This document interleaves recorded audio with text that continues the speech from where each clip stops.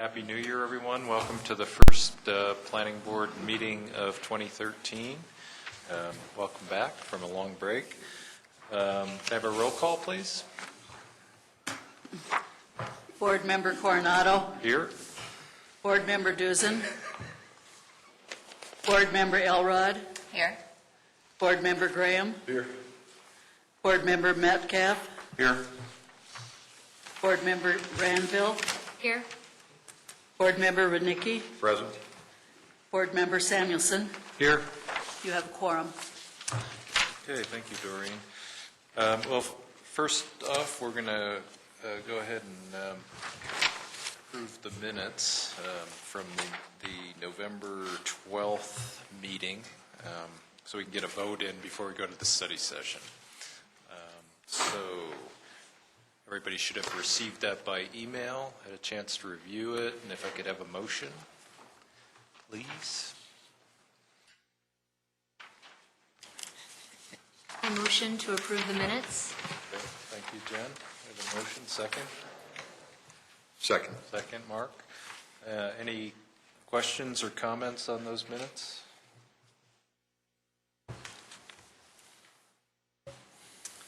Hearing none. All in favor of approving the minutes? Oh, sorry. Roll call vote since we're in this room rather than the other room. Oh, okay. So how do we do that? Read them all. She'll take it from Oh, there, okay. Mr. Chairman. Board Member Coronado. Aye. Board Member Elrod. Am I Yes or approving? no? Yes. Board Member Graham. Yes. Board Member Metcalf. Yes. Board Member Ranville. Yes.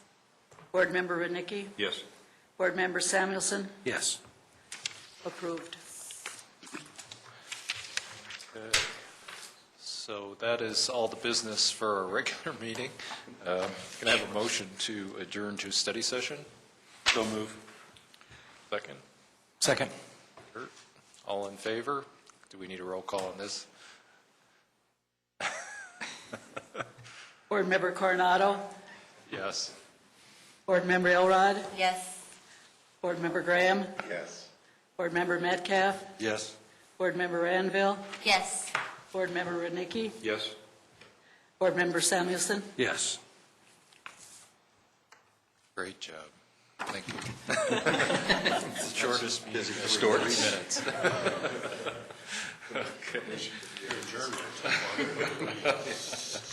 Okay, so we have a study session to continue on the development of the comprehensive plan. And Dennis, you want to take us through that? What we set out to was the draft that we had actually discussed at the December meeting. And then we had taken a couple shots at it. I have extra copies if anybody doesn't have that.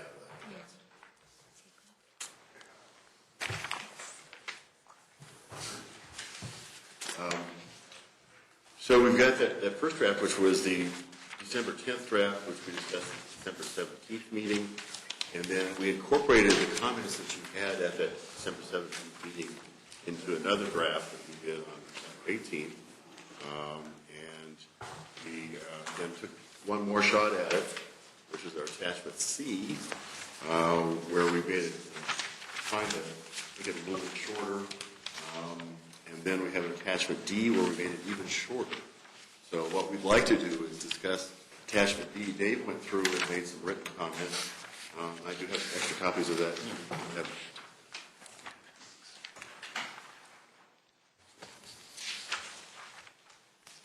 Could you remind me how you got from B to C? Was that after our work sessions then? Yeah, we had the meeting on the 17th. Yes, sir. And so B is actually reflecting comments.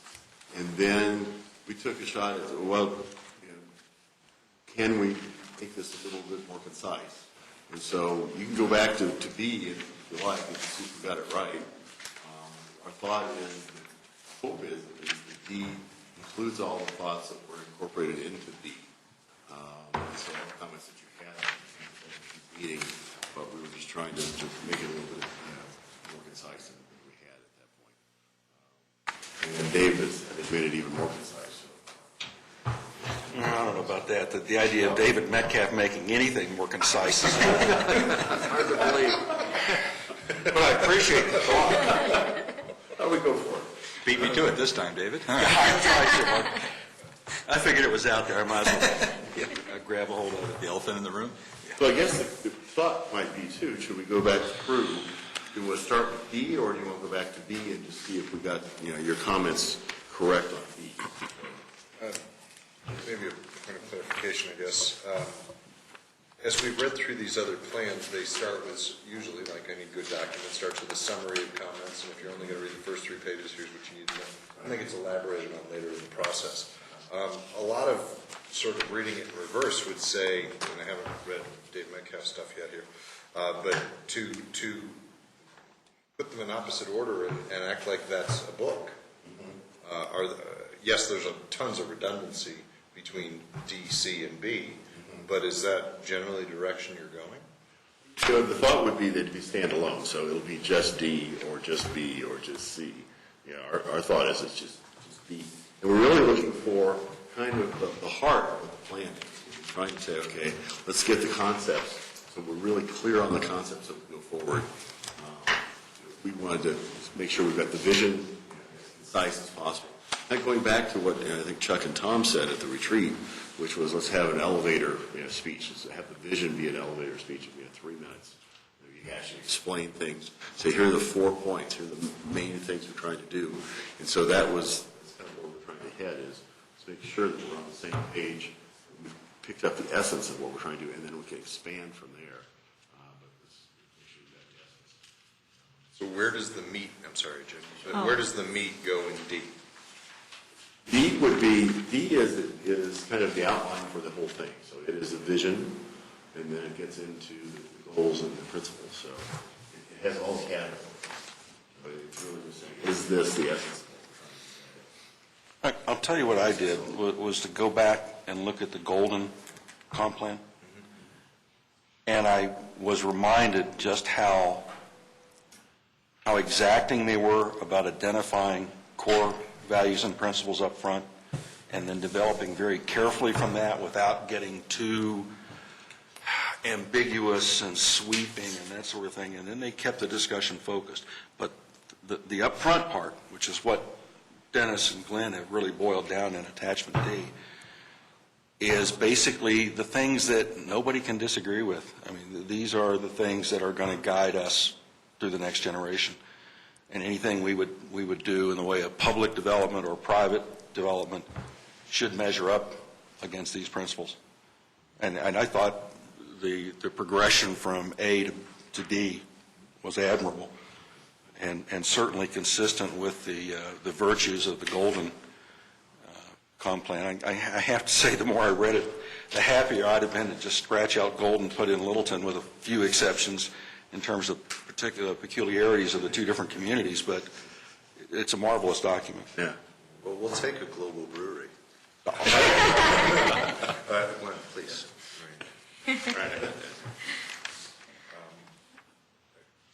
Well, actually, building on both comments is that I liked also seeing the progression and the process, and actually getting back to recognizing that this is like a summary. If we can get this down, you can add more detail. So I think going back to what you were saying with that, are we going to bring back in some more of this detail? Is that what you're getting to? Mm-hmm.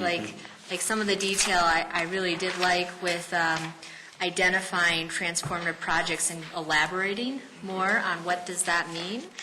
And then, but I also liked in Attachment C going through and with the bullet points, and it gave me an idea of where the city is thinking, where we've been in general talking about, and with Inspire Littleton, to not lose sight of these key points. So I guess, are you thinking that once tonight we say, yes, this with Attachment D, this is where we're headed, will some of this come back in policies, or is that the direction? Yes. I think that's what Glenn's going to, is that, I think there's a real benefit to keeping as brief as possible. At the same time, we need to bring in the detail that's going to give us the directions. Sorry, Glenn.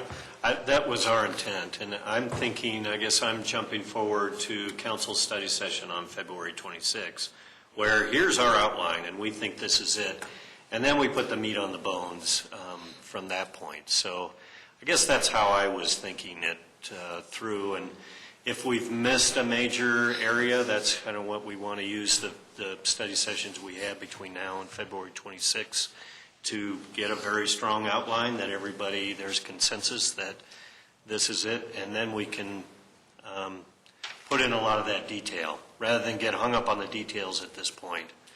Let's see what the tree looks like, I guess. I guess that's what I like about C here is the bullets. You don't get too into the way it's phrased. It's more about the subject, knowing that the way it's worded will work itself out. And I agree with Dave's comments. I read through them quickly, and I have the same kind of wordsmithing issues. Like, is that really what we want to say? Great comments. And so I think that if we keep C as a backup to D here, I think we've... And that's where we want to go, having made this simple, straightforward statement of principle. Yeah, that's kind of the way I saw it,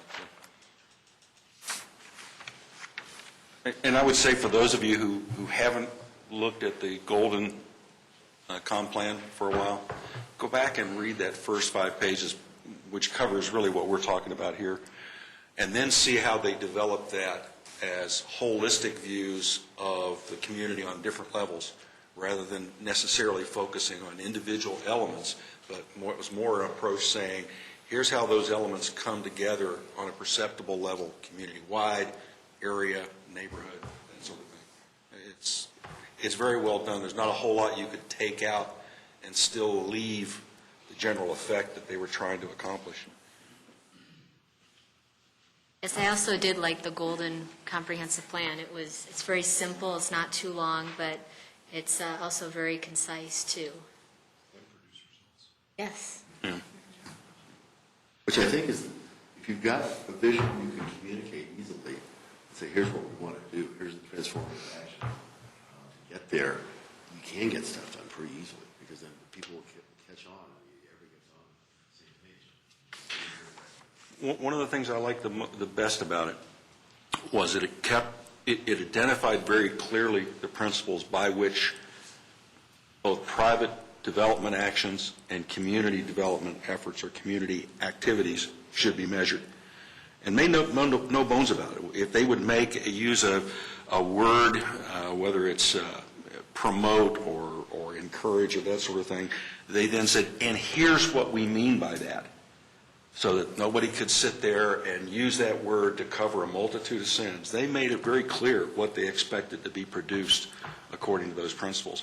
And also made it clear that when a proposal would come forward, whether from the city for public space or private individual for private space, you show them what it is that they're supposed to be conforming to or complying with, and you make them responsible for demonstrating to you that it does, not letting a statement like, oh, this is consistent with the comp plan suffice.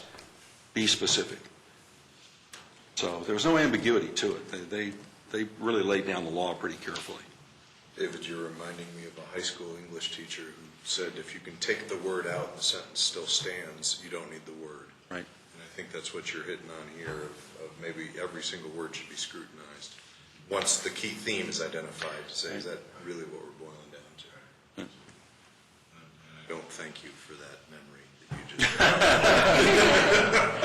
I enjoyed my high school English teacher. I'm sorry. I have the same experience.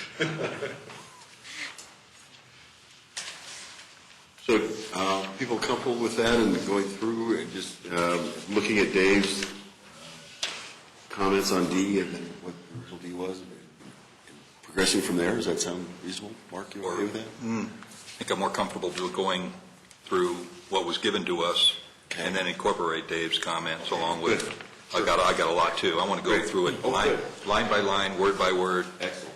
And if we want to add something, fine. Okay, good. Okay. So, start off with the vision. Wilton will be a community that evokes small-town qualities. I'm sorry, we're doing it line by line. Yeah, okay. Littleton will be a community. Well, okay. Well, I guess my comment is will be seems strange to me. Okay.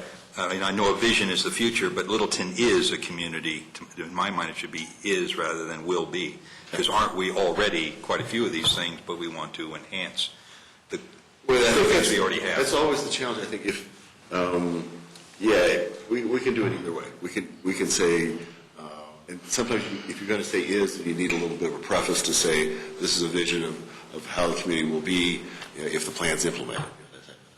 So something to that effect. Well, it's a toss-up to everybody. I mean, if you want to leave the will be, that's fine. It just seemed a little strange to me. It does, I know. But a vision is intended to be future. Right.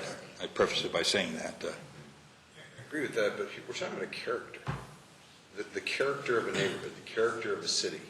And Littleton presently has one. And we're not denying or wishing that to change. We're simply saying it is. And so the character, as anybody who is strong in character, the core fundamentals shouldn't change as you grow. So if this is how we exist in 2013, in 2026, that character still is. It's not still a will be. And while I agree that future tense implies, I'm going to err on the side of is. Anybody uncomfortable with that if we go with is?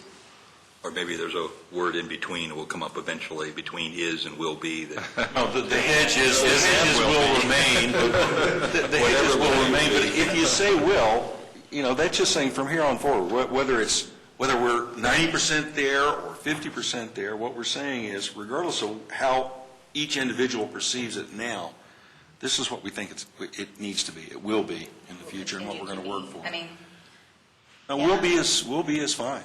I think so too. And I think it's fine. Without arguing, without getting into 7 or 8 or 9 different opinions on how far along toward that ideal is it already. it's not important to me. I just brought it up as No. It's worth considering. As Andrew And I said, it's think the other not challenge- quite right, but. And I think the other challenge that we face by changing it to will be or is, and I know it's like, what's the word in between? In some cases, we are not yet there. And so that's what we're willing ourselves to be. And so it's, again, to your point, at what stage are we there on some of these? As long as we don't deteriorate into an argument over what the meaning of is. It's already legally. Oh, is it? Okay. Leave it in? Yeah, Yes. I think I say it's not the final document, but, okay. Littleton will be a community that evokes small-town qualities while enjoying the advantages of the metropolitan area. And Dave changed that to evoke small-town qualities, right? That's what you No, just read? no, I didn't change. Believe it or not, I didn't change anything. Okay. Okay, well, 2 lines, no change. I think that's something I changed it, my red line, to embraces its small-town character while enjoying the advantages of a metropolitan area. Change the quality. My kind evokes small-town qualities. I was just trying to think about what that means. And so it made more sense. It was more obvious to me that it embraces its small-town character. Quality. I'm sure in your thesaurus, it could be quality or character. So Mark came with us as You a want it? thesaurus. Okay. In case anybody wants to. And you connect me to high school English teacher. I'm married to an editor, writer. It's, I live with this. Words are precise. Right, how do the words mean something different to you? Quality versus character? Evoke small-town quality. I think I live with the word quality. It's the evokes that's I thought you were too poetic. Did you use the word embrace? embrace. I have that word in my comments, embrace. Versus its small-town Quality. while enjoying the advantages of the metropolitan area. Not quite, the Small-town advantage of qualities. living in a metropolitan area. I guess I'm just used to hearing the character word, and just what I expect to hear, small-town character. We've been talking about that for years. We live here. So I think what we said was it embraces its small-town qualities while enjoying the advantages of a metropolitan area.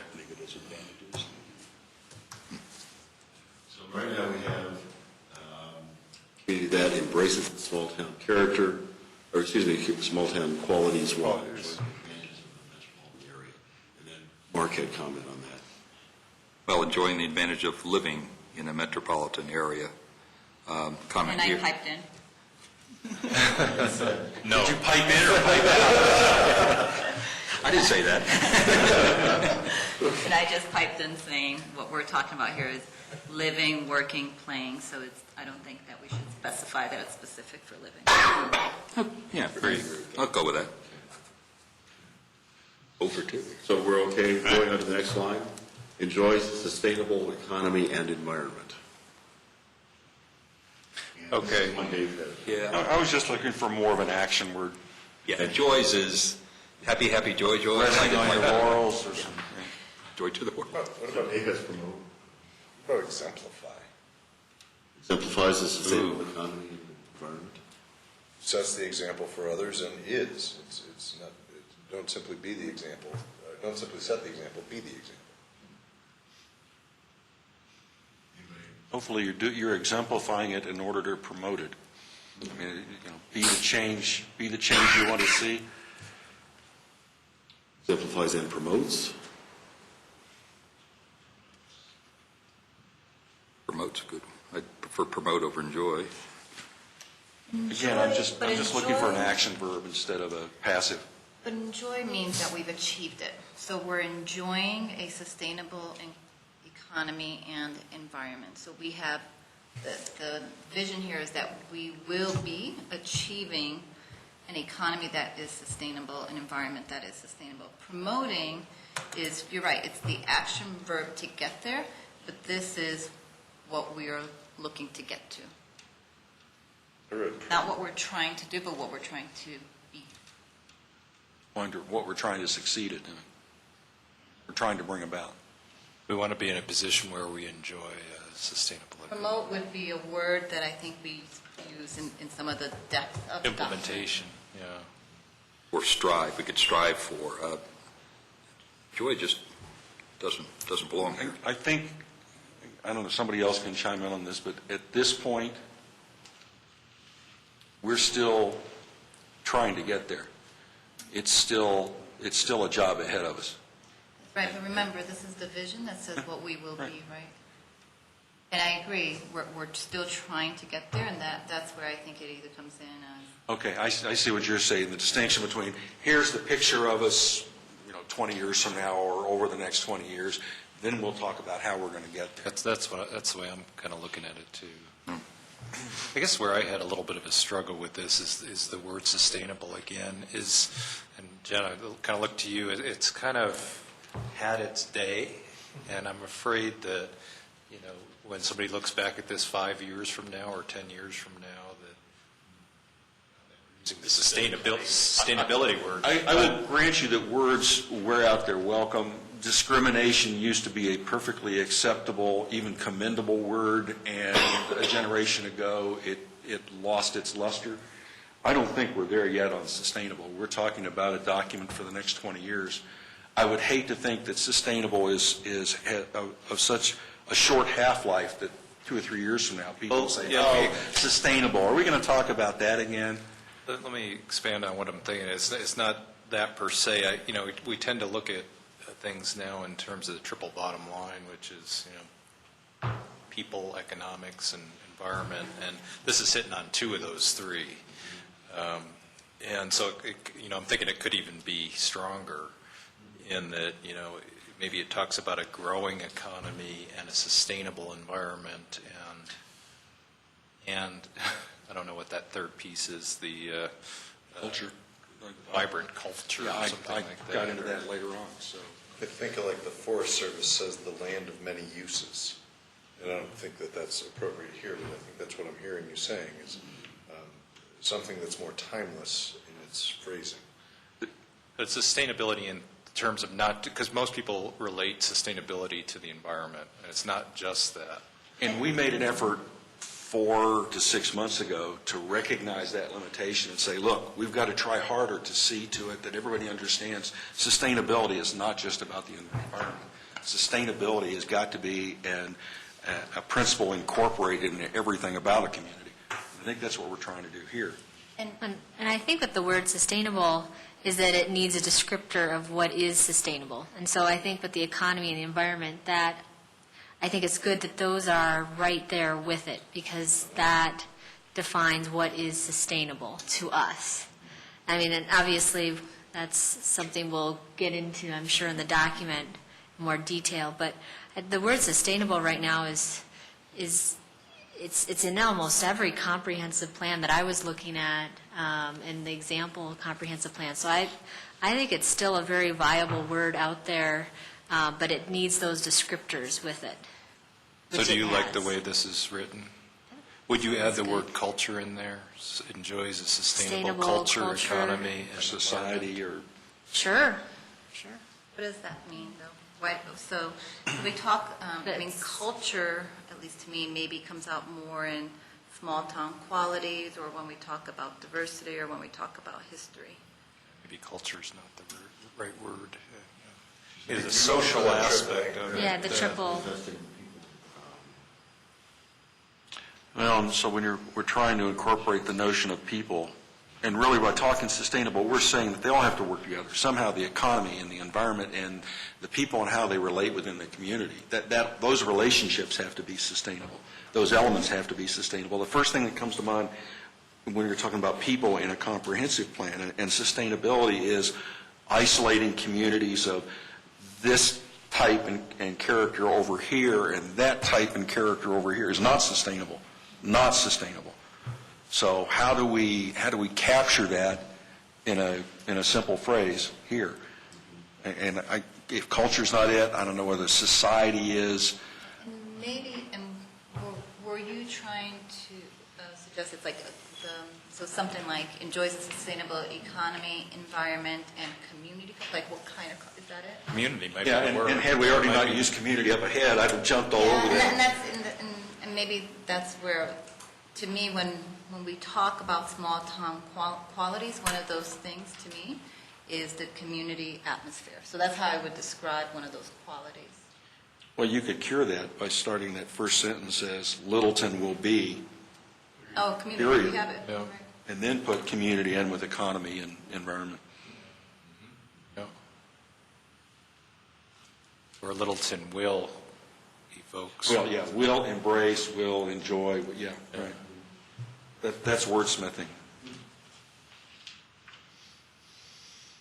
I'm going to comment on sustainable. I think that's appropriate. I think it's not, so I think sustainable and sustainability, or the understand, or how people are perceiving sustainability, to me, is different than how people perceive sustainable. So sustainable is a word we're using constantly when we're talking about business models, completely opposite of a comp plan, for example. So to me, it's an adjective we use to denote it is sustainable. It's not just short-term. We can maintain this over a long period of time and grow with it. It's not just about maintaining, it's continuing to grow. And adjectives you'd attach to it, like reasonable, logical, practical, whatever, ought to be self-evident and sustainable. If whatever you're talking about in terms of promoting sustainability is not logical, practical, whatever, it isn't sustainable. I'm wondering if it's sustainable. It seems it's a hard adjective to work with, I think, for people or for population, for community. Maybe it's sustainable social network, something to that effect, or we change the adjective talk about community. Well, Jenny was sort of mentioning, and if I'm putting words in your mouth, please forgive me, but what if sustainable became the noun and community and economy and environment became the adjectives? Promote, I forget promote, whatever, exemplify, be a economically, environmentally, and community-friendly, sustainable place, or something to that end. What's it not saying? Let's ask the question. What's it not telling us? I think Craig is saying that Yeah, it's it's just kind of arms to what people are thinking now in terms of Right. what. You think of the Venn diagram, it usually has economy, environment, and society or the social aspects. Remember what we talked about in the past in here about environment? and the focus of a comprehensive plan in the first place is not just green growy and river flowy environment. It is the environment we find ourselves in. It is the connections, it is circulation, it is parks, it is building form that shapes our behavior and affects our attitudes. It's environment. So I don't see that as restrictive at all. So what we're really saying is economy is what we do productively with each other. Environment is the situation we share. So you need to get the people element in about how we relate to each other.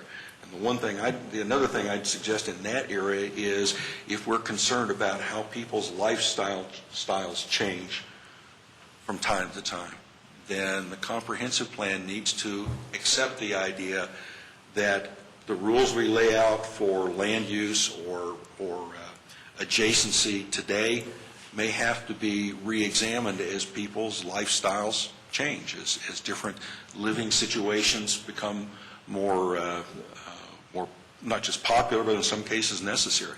That's the people side of it. I have a recommendation. Enjoys a sustainable economy, environment, and population. And so what that point is how your population changes over time, whether it's demographics, economics, et cetera. It's about making sure that we remain sustainable as a population of people. And that's not a number, neither. It doesn't need to be a number. Does that? I'd start thinking about population control. And that's what comes to mind when I think of that. Just call it tacked on. populace.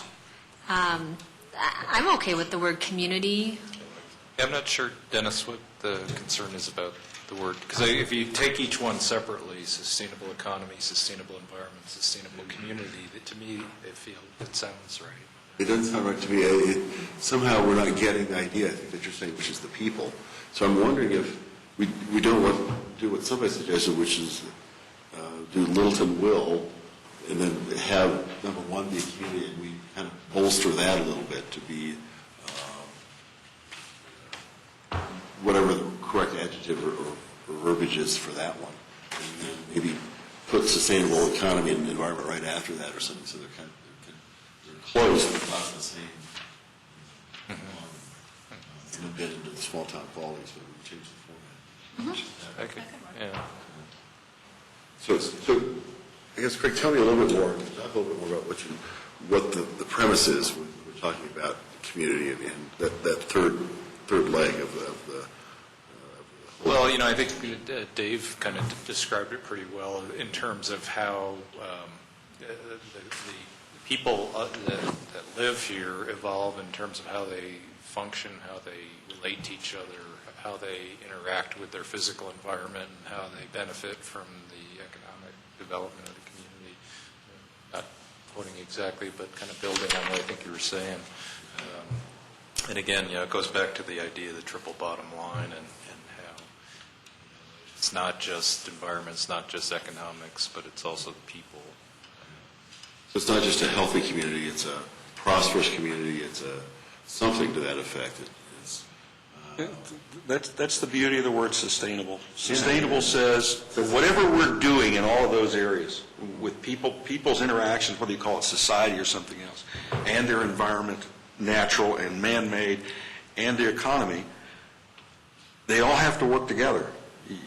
You can't favor one at the expense of the other two. There has to be collaboration, I think was the word you used earlier. Balance. That is, and balance that raises all of them up, that keeps all of them in a healthy interaction. So it's just a question of how do we capture that, whether it's culture or community or society or whatever. Or social. Or social interaction or something. But that's really what we're trying to get to. It's just finding the word or words that are going to get us there. Mr. Thesaurus. Somebody's got a thesaurus there. Roger, any idea? Know how and we're not there yet, that'll be page 20, somewhere down the road. What would a tactic or strategy be to create a sustainable community? we be able to define something that shows how or what we're going to do to create a sustainable community that we're not already doing by defining what would be creating a sustainable economy or a sustainable environment or small town quality. I don't know how to put a strategy around how we would do that or a tactic around that. Communities. Well, a strategy may be, and I get to the downtown area plan, maybe creating places for people to gather, for social activity or civic events. If you're maintaining a sustainable economy and environment, you're taking care of all those things already without adding that additional community, people, populace into there, because those, if you do those two, the other will follow. Sometimes, but not necessarily. If it's sustainable economy and environment, the rest of it will have to be there. But think of some of the issues that have come up in the last year to 5 years that deal with the social side, the people side of things affecting development. Littleton 2030 bemoaned the isolation and the relative, not just economic, but social opportunities in the northeast quadrant of the city. Same Littleton 2030 made a big, no, it wasn't, it was the, help me here, the Growth and Development Committee that the City Council abandoned that made a big deal about the differences north of Ridge Road and south of Ridge Road. Okay, it's trying to break up the isolation. It's trying to encourage people to find common ground rather than the differences that identify or isolate them that we're talking about here. If you're going to have a sustainable community where people work together toward realizing common goals, you've got to find a way of breaking down those barriers and getting people to interact. And that's, I think, what we're talking about. So I think let's take the point of what we're trying to achieve. I don't know if we'll come up with the word tonight, but it's about being connected, integrated, all of those words, right? Maybe just throw one out there: sustainable economy, environment, and social interaction. Social interaction. As close as I think we've gotten so far. Okay. We'll work with that. I think we know where we're heading. We'll pull out our thesaurus. Well, I wrote down everything that I could think of that my family loves about Littleton, and one phrase I had with a sense of community. So perhaps it retains a sense of community while sustaining the economy, the environment, but retaining a sense of community. Sense of community is very broad and says a lot of things to a lot of people. That appeals, and I'm the one who suggested bringing community down from the lead in the first place. Now I'm thinking, it needs it really is a good lead. It's really what we're trying to say. What you're saying is keep it in the lead? Yeah. Yeah, and I'm struggling with trying to get it out of there, but I can't. Keep it in the intro. I think that's distinct. That really can be something that's distinct for us. I don't think the city of Denver can ever say we are a community of. I think that has a strong connotation for us. They can claim it, but it'd be hard to support it. Yeah. I do like it that it is leading our vision. We'll move on to values, diversity. Kind of like the way that's said. I have no. That David had values, diversity, and change while respecting and building upon its history. Well, I was looking at the dichotomy.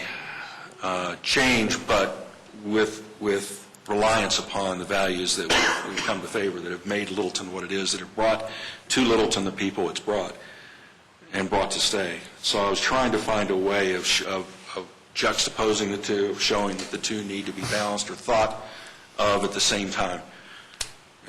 And change was a last-minute addition that... Actually, I liked values diversity as is. Yeah. It accommodates people of different backgrounds and a general willingness for you and me to be me.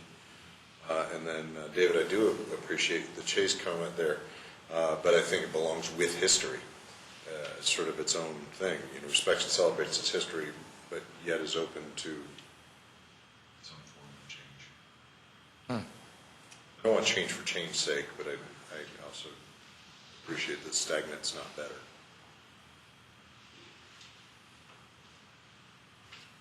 So, anybody not happy with leaving values diversity by itself and then moving on to the next one?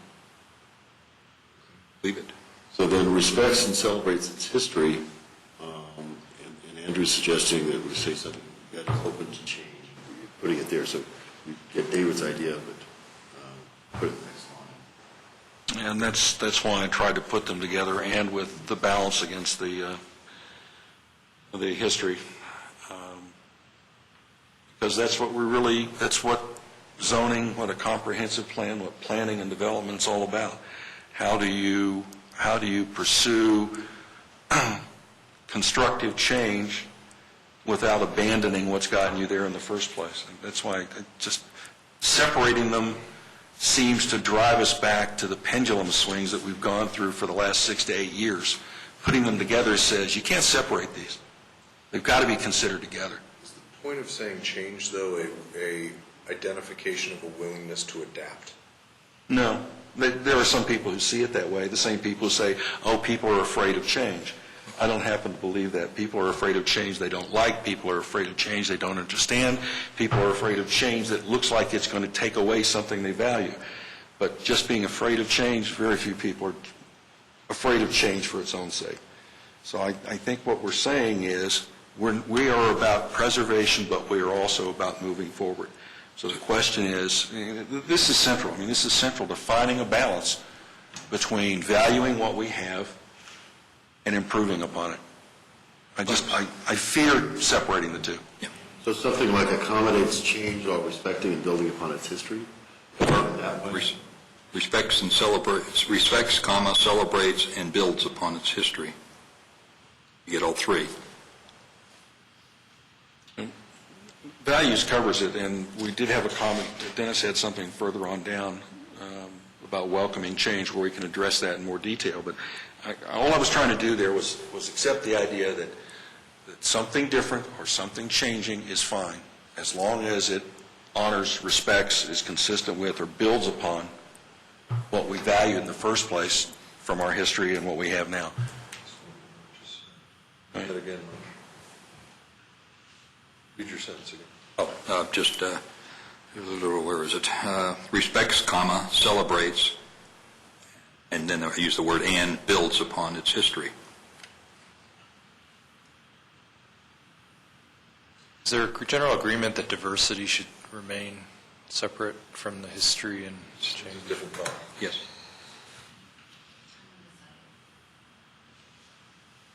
But I like the idea of, Mark, what you just said, I think works for me. What I had written down was respects and celebrates its history while embracing change. We've already used We embrace. already used the word embrace, though.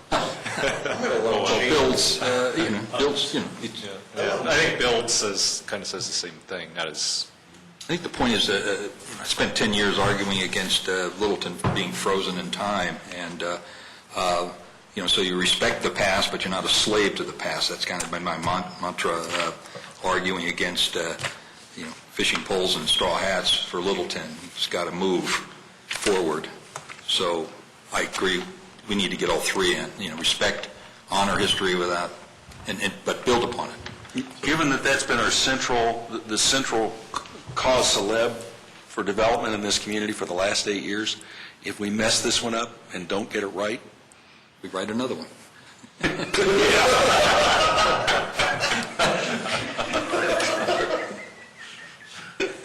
So when we look at values diversity on its own, when I looked at values diversity on its own, I define diversity as people's culture, religion. That's how I define diversity.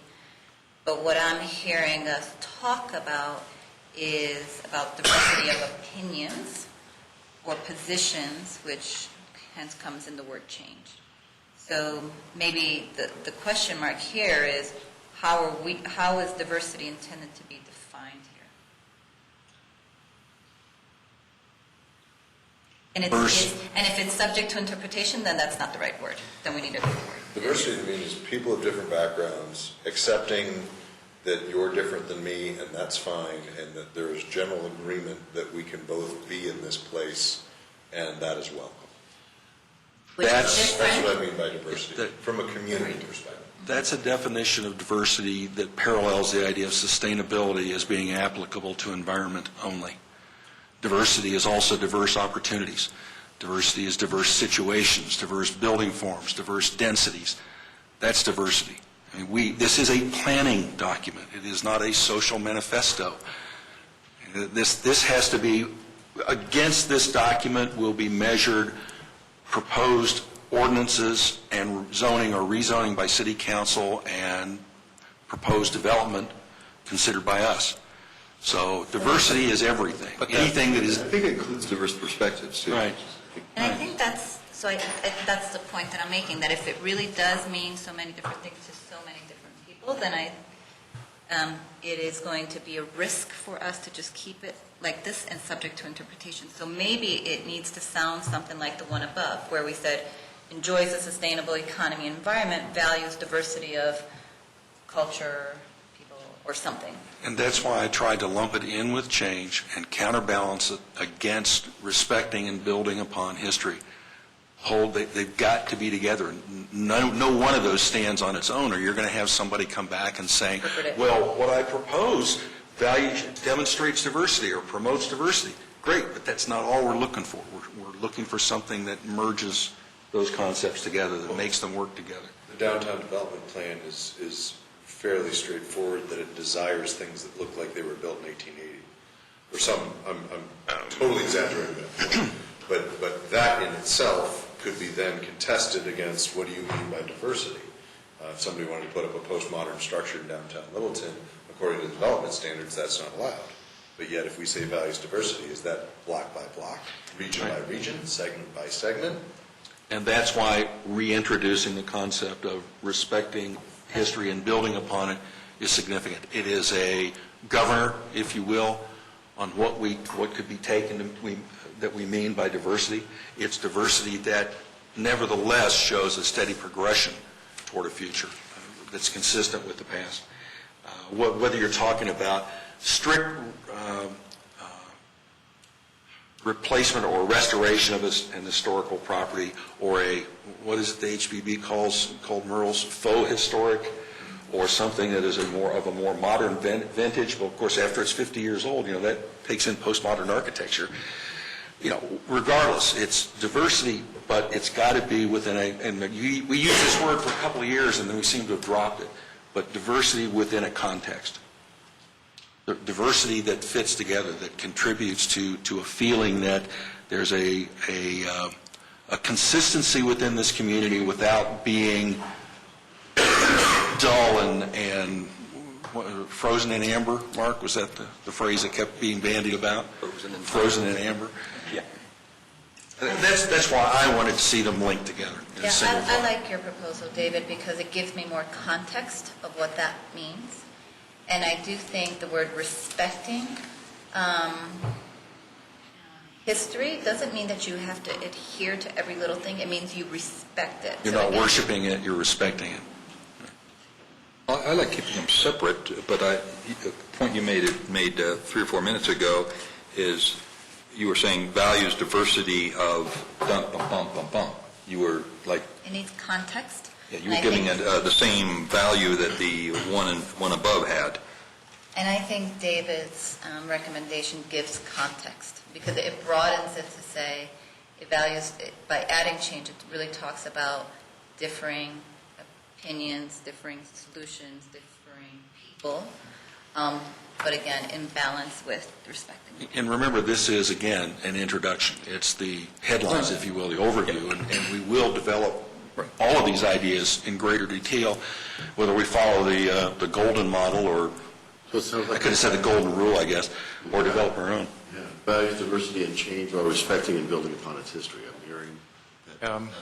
Starting to warm up to that idea. I guess I'm starting to think of change as diversity in that fourth dimension. It's over time. Yeah. Okay. They unhappy with that?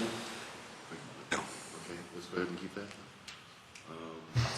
Then, so that gets rid of the next line, then we have encourages every citizen to be involved in shaping the future.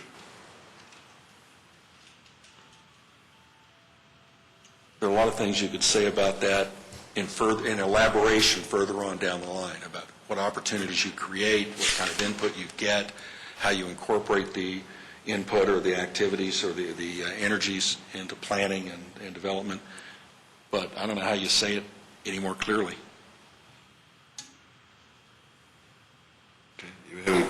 Okay? This one's tough. It shouldn't be. Those values coolness. To paraphrase the Fonz, the harder you try to be cool, the less you're going to be cool. And to A, one, and B, there has to be some sort of unique identifier. Otherwise, we're just some We other sound like Golden. Podence, who cares suburb. You're saying Golden's not in the middle cool? of some metropolitan area. And whether, I'm not married to the word coolness, but and there's one that put it out there. But something that says unique, something that says authentic, something that says there is nothing else like this around here. And without that, we're Highlands Ranch. Without that, we're a vanilla suburb with no character. I'll go back to the Fonz. The harder you try to be cool, the less cool you're going to be. To be cool, be yourself.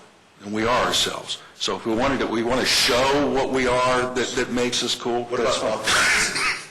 What about what? Authenticity. Knows and values its authenticity. And HPB jumps all over that and says then buildings should be preserved as historical landmarks, not modified, not ever. I'm just We trying. value diversity and change while respecting and building upon the past. So you've already said that 3 sentences earlier, but I'm not married to the word cool, I'm married to a unique identifier that sets us apart from everything else. And the Without small taking town. that risk, So what? this is generic. And you don't see any of that in what's been said above. Could Highlands Ranch claim any of that stuff that we've said above? Because I don't see it. I actually like the word authenticity there. I think it's a great word. Yeah. Which word? And I don't confuse it with history or historic preservation. Yeah. Andrew's absolutely right about that. Maybe authenticity, and that's consistent with my paraphrase of That Fox. also Being says, yourself. this is who we are today, and this is where we're going. I like authenticity. Better than cool. I don't like coolness. I agree. Cool goes out of fashion. I don't know, it's hung on for 75 years. I don't know that term's going to go out of... And you're aging yourself. You watch a lot of Maynard G. Krebs or something? Let's, come on. Yeah, it's just- You know, the older generation may object to coolness to the same degree that some of the members of the younger generation might object to responsible or whatever, okay? But authenticity is hard to argue. Hard to take exception to authenticity. That's the being yourself part. Right, yeah. And as I say, that's what Fonz says is that's how you're cool. Why You're being Fonz was yourself. cool is because He he was was himself. uniquely, authentically himself. So same Put verb. that as a asterisk in the back. According to the Fonz. Footnote, should we have a footnote for crediting so we don't get accused of plagiarism? It's a little pompous to say knows. Can we just say values, authenticity? It's on. I mean, everybody knows, we're not unique in that respect. Say is authentic. Values, authenticity. Is unique and authentic, is So is that Well, in the later? is So only Littleton, trying to be itself. Littleton will be a community that is, Is authentic. That's all you need. You don't need values. It's is. We don't have this, is in the Littleton. Littleton. Will be a Each of those other community bullets that- starts with a verb of some is sort, so. authentic. So it ends with that, which is actually a nice exclamation point. Is that what we're suggesting, that it ends with, at the end, the last bullet is authentic? Yeah. I like the idea of starting with community, the header, and ending with authentic to wrap it up. That's a nice Good bookend. capsulization, good bookends, right. Good. Okay, we got our vision. That's awesome, that feels great. We're not done quite yet. No, but this is good. No, This is first part. no, I mean... Mark's got things. No, we're still in the vision. I was wondering, do we rate them, do we change the order, or is this the correct order? I have the first and second one staying. I have value diversity, number 5. And anyway, is this the right order of importance, or does it really matter? The only thing I'd say on that is the first one is what we heard over and over and over again. Oh, number 1 has to be number 1. Yeah. The only arguable argument I'd make for the diversity and change and history is it makes it pretty central to the list, and it is kind of central to everything we're going to be trying to do. So I like the imagery of it being central. Good with the order? I just brought it up just to see if anybody wanted to move things around. Dave, you added one in here. Do you want to? Yeah, and I'm up for the fact, up to the idea that it could be addressed later on. One of the things that's always driven me about planning commission, now board, comprehensive plan, whatever, is that zoning, planning, development needs, in my opinion anyway, it's what I told city council when I interviewed the first time, needs to balance a person's rights for development of his property with the rights of those surrounding him to be protected from development. That's central to zoning. The whole point of adjacent uses, of buffers, of setbacks, is how do you promote somebody's favored use of his own property without abusing the rights to enjoy his neighbor's property. That's what zoning's all about. If I'm wrong on that, then somebody correct me, because I'm in the wrong place. So I'd like to see that as a central principle to anything that is discussed further on in this document, anything that comes out in zoning or subdivision development or ordinances that affect the built environment. Because if that isn't central, if that's going to be a principle we set aside willy-nilly for immediate short-term gain, we haven't come very far, in my opinion. Anyway, whether it's there or not, one way or another, I want to see that embedded in this document. It seems to me a little out of character with the other May well be. bullets, and maybe doesn't belong in the vision. I think you recognize that. To me, it feels like it's fundamental to what we do, what the law is, and almost goes without saying, but I think it needs to be said just so it is. If it had gone without saying for the last 8 years, this community would have been a lot calmer than it has been. Yeah, so it's more about how we work or how we're making decisions instead of part of the visions. But I agree. It belongs somewhere else, but I think it's important that it's called out. Okay, so we'll keep that in mind for how we incorporate that into the... David, I think to a certain extent that is, I don't want to say assumed, but it's... It should be a given. It's a given even within the part of citizens are involved, so they have a say. So whether you're a citizen of the city, a property, you as an individual have a right to be involved, and you as an individual have that opportunity to be involved. But I think in our vision where we do say involvement. I think what I'm trying to do with this, and the more we talk about it, the more I see it has nothing to do with the vision. But it is a fundamental principle.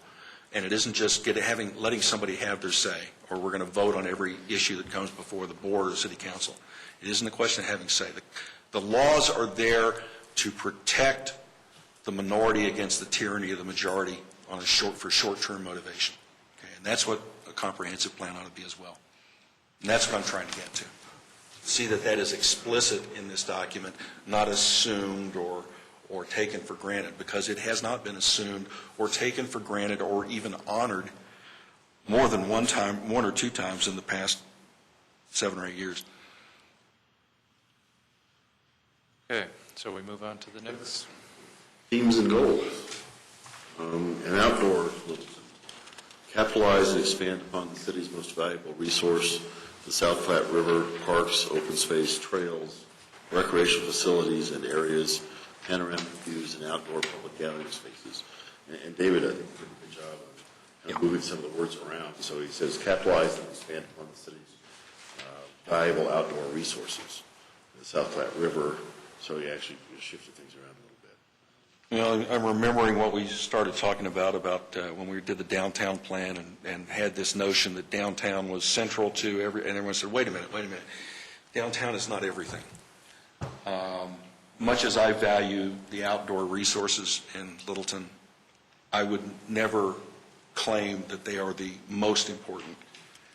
Of singular importance, yes. The most important, not on a bet. Matter of fact, somebody who's involved in property and mortgages and that sort of thing will tell you probably the most important is going to be the schools. So we don't need to say it's the most important. We need to recognize the importance and make the most of it. And that's really what we're trying for. Other thoughts? I'm just struggling with the heading themes and goals. Not sure what themes means, and I'm not sure what goals. I know to me, they have a definition independent of each other. So I'm not understanding what In it this case, the theme would be the highlighted one, and the goal would be the non-highlighted one underneath it, which kind of expands upon the theme. Okay. Well, I mean, we're still kind of in the visionary part of the plan, right? So I would think that as you get into the nuts and bolts of it, there'll be goals, right? So maybe this is just the themes. Maybe, if possible, just expanding on the themes. That's a descriptor of the theme. Right. And the themes, the whole idea of themes kind of came out of trying to capture the comments we had gotten from the survey and the outreach part and say, okay, what themes were common to the comments and the feedback we got. So that's how we sort of eased into this one. You did that in attachment C. Right. Where themes are here, and then goals are, and I doubt this is comprehensive, but I think that is the goal. Right. So I agree with that. It's just trying to find ideas that all the comments could coalesce around, which is what the intern working the staff did October. Right. They give you a list of how many times these ideas came up. Mm-hmm. Yeah, and that's actually where all the goals came from here, or most of them, were those ones that got a lot of points through the mind mixer. Right. So the bold print gave it a simple jolt of here's the general idea, and then here's the direction we're going to take in elaborating on that. That's what the rest of the text is for. I'm comfortable with calling it just themes. That makes more Yep. sense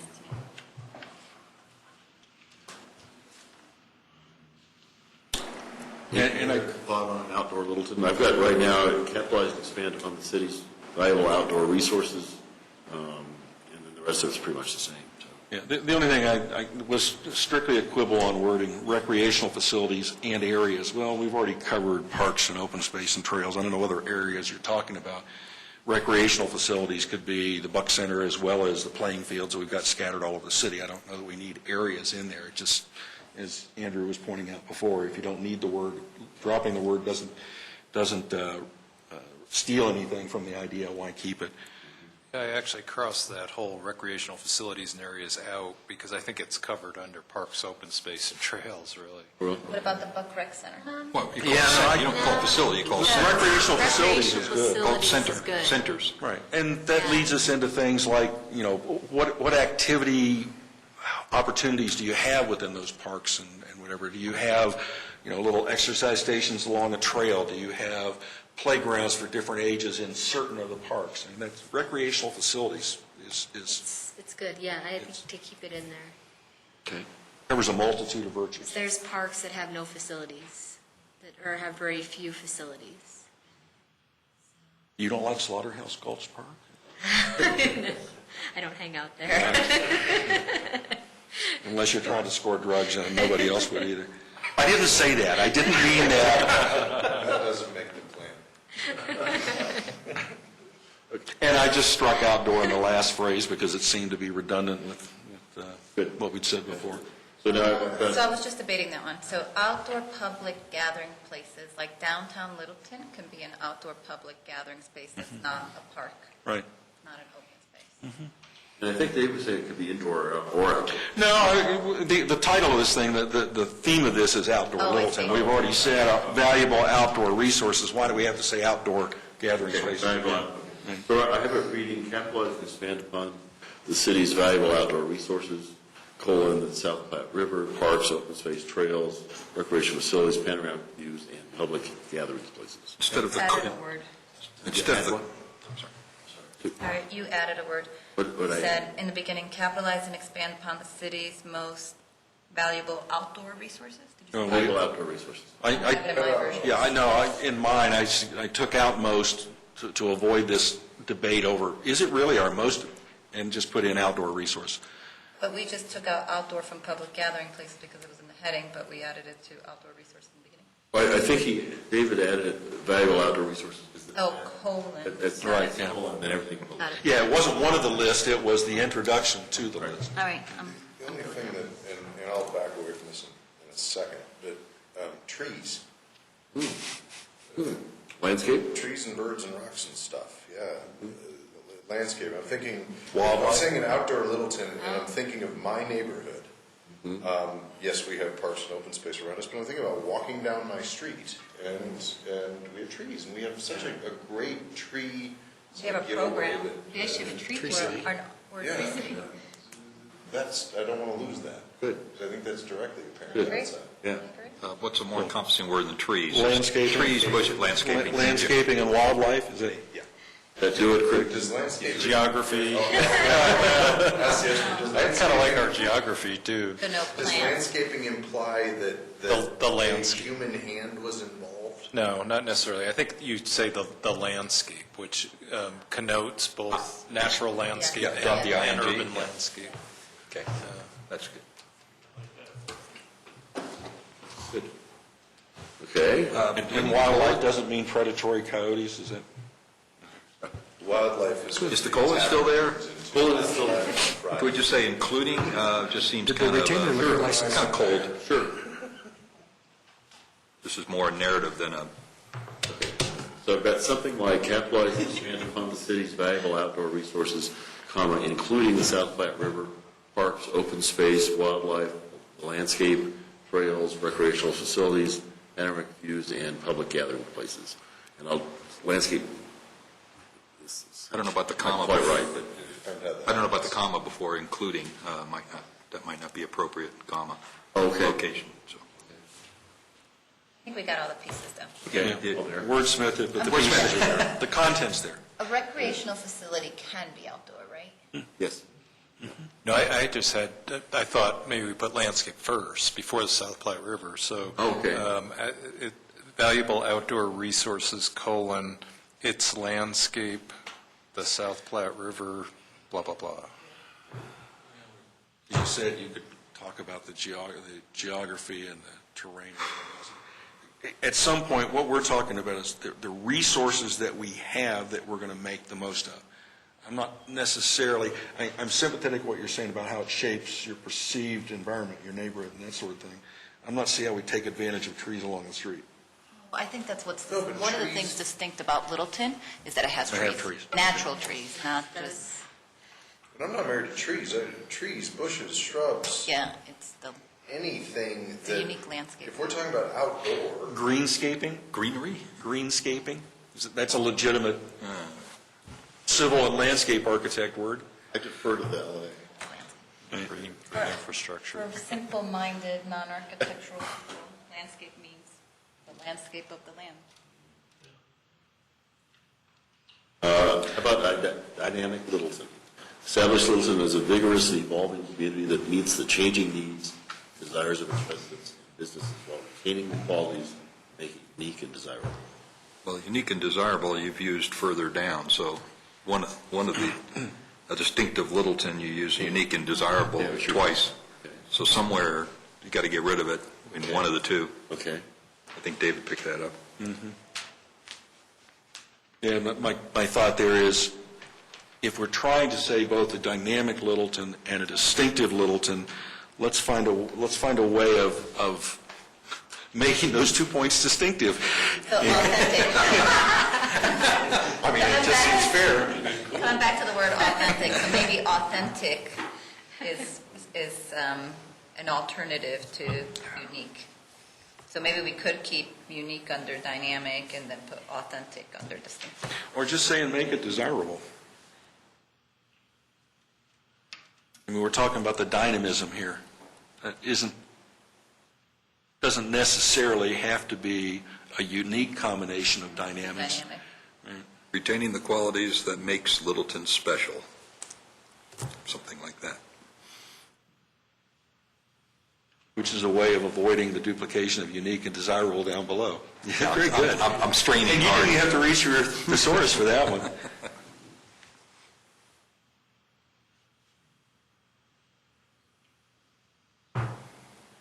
Well, maybe when we get down to the next point, we can figure out how we make the distinctions that we're looking for there. Because the statement itself is, There's a value to it being unique, though, because if you then become something to everyone, then there's nothing that grounds you, that makes you distinct. Because if you read this and say, establish Littleton as a vigorous and involving community that meets the changing needs and desires of its residents, so we can be 100 million things, and then we lose our identity. So I do think it's valuable to maintain. then how about this? Why don't you just put the period after businesses?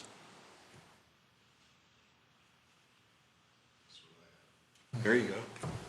And then you preserve the uniqueness of the unique comment down below. Yeah, I think that's a good... Less is more, maybe more is more? Come on. All right.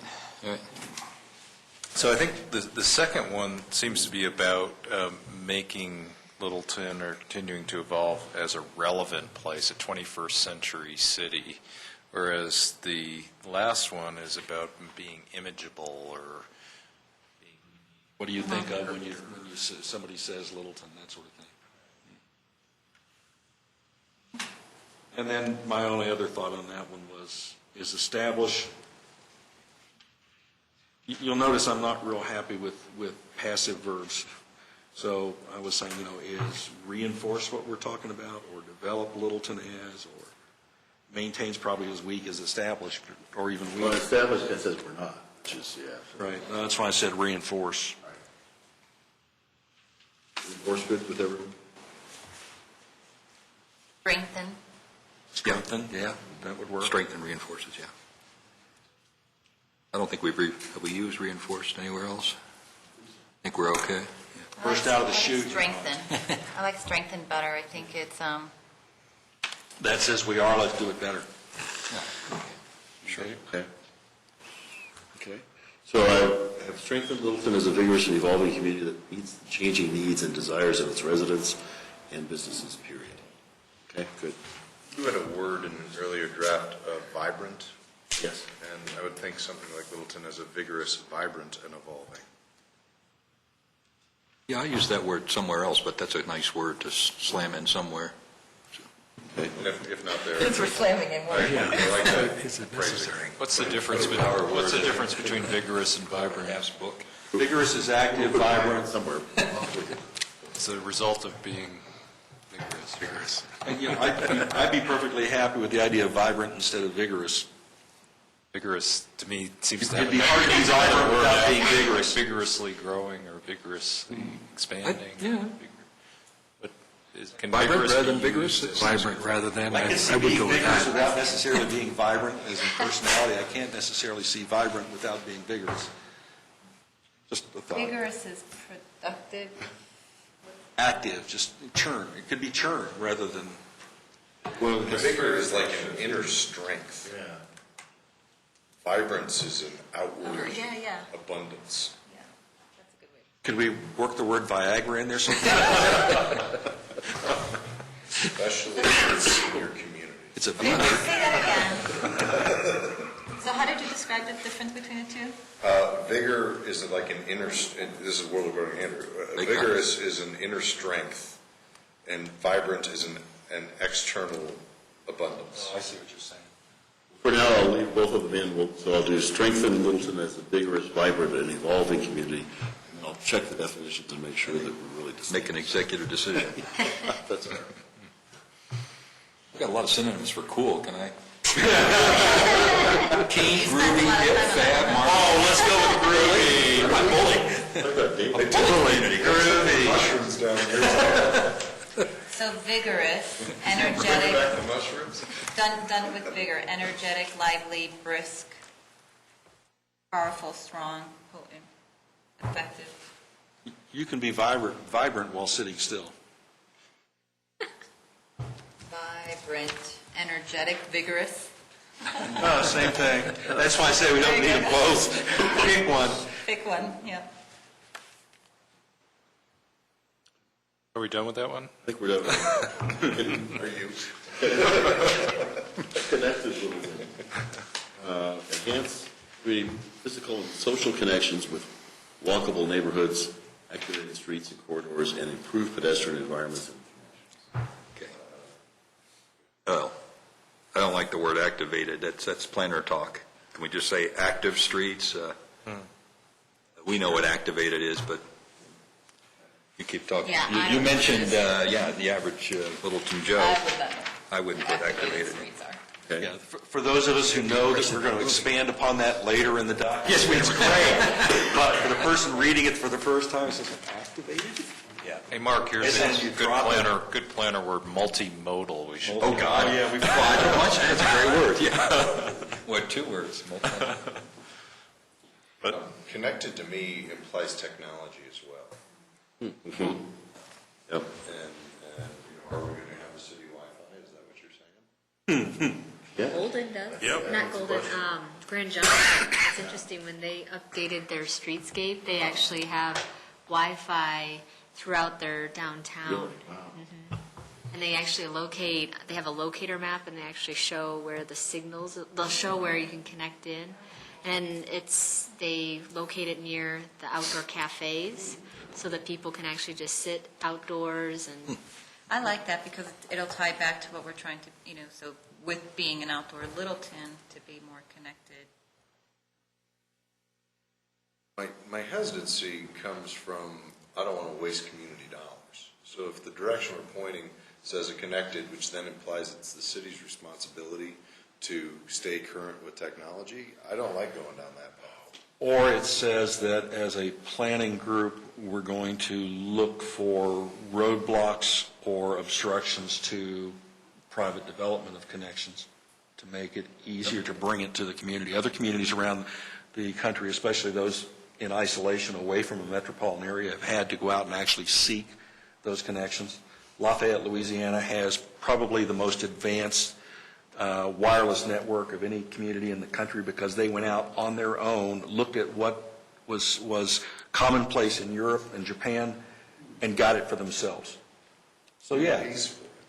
Sorry? Who pays for it?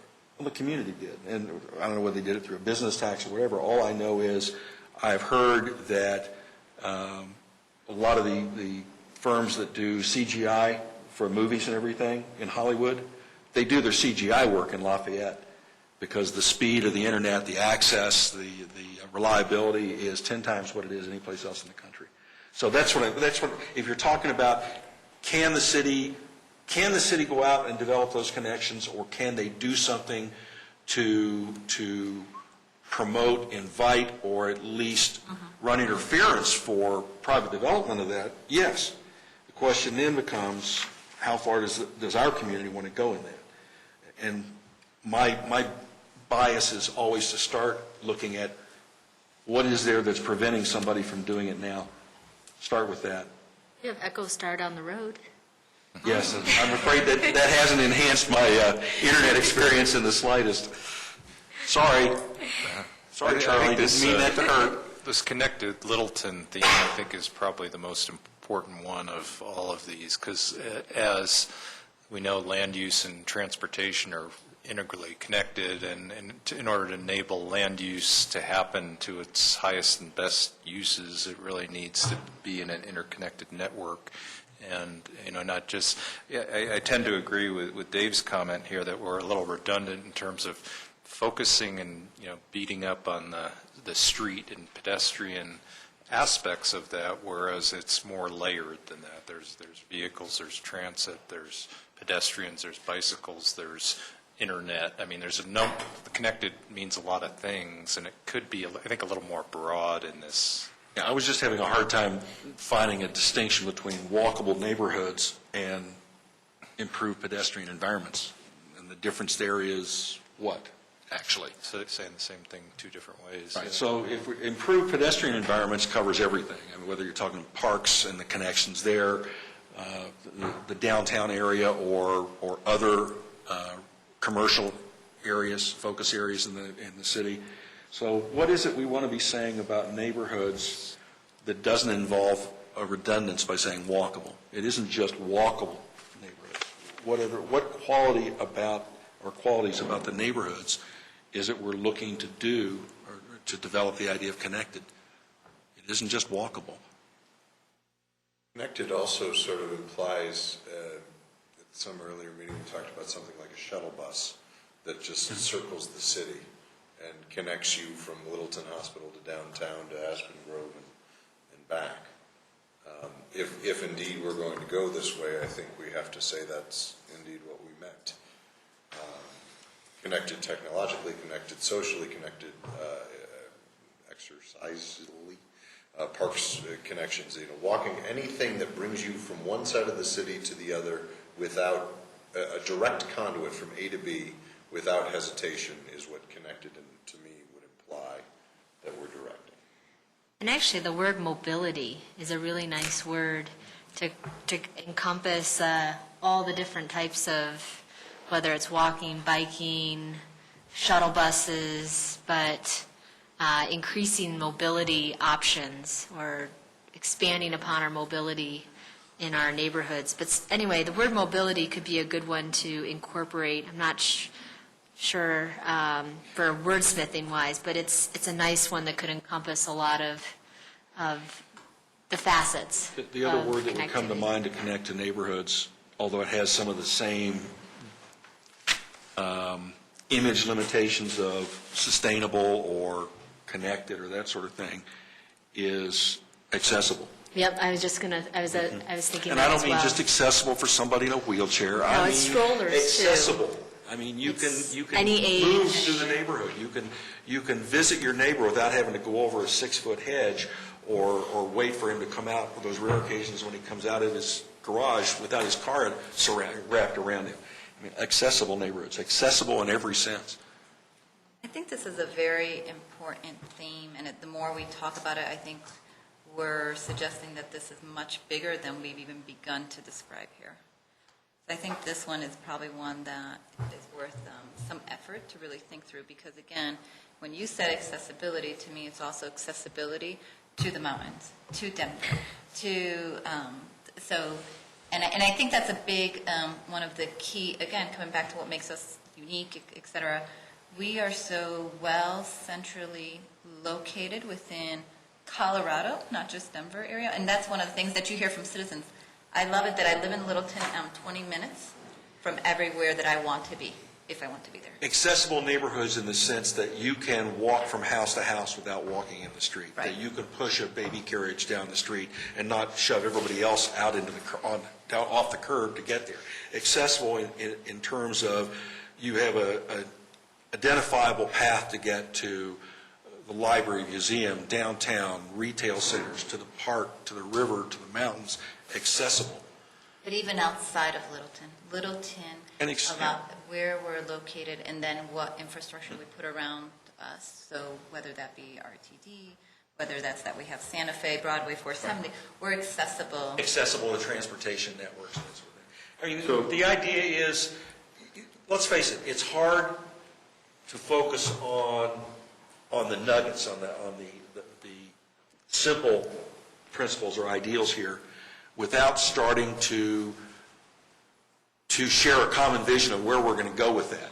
And that's what this discussion does, and that's what Glenn and Dennis glean from this to and froing that we're doing, so they can say, okay, that's the central theme. Here's where I heard that they want to go with that. So as we develop the specific goals and policies, this is what we have to make sure we capture. Oh, also with the Connected Littleton, I also think of key destinations within our community that we're connecting. We're not just having active streets, but we're actually connecting these key destinations within our cities so that we can actually walk to them, bike to them. We have access to, it's not just cars, but we have options. Can I throw what I wrote down here based on what I heard?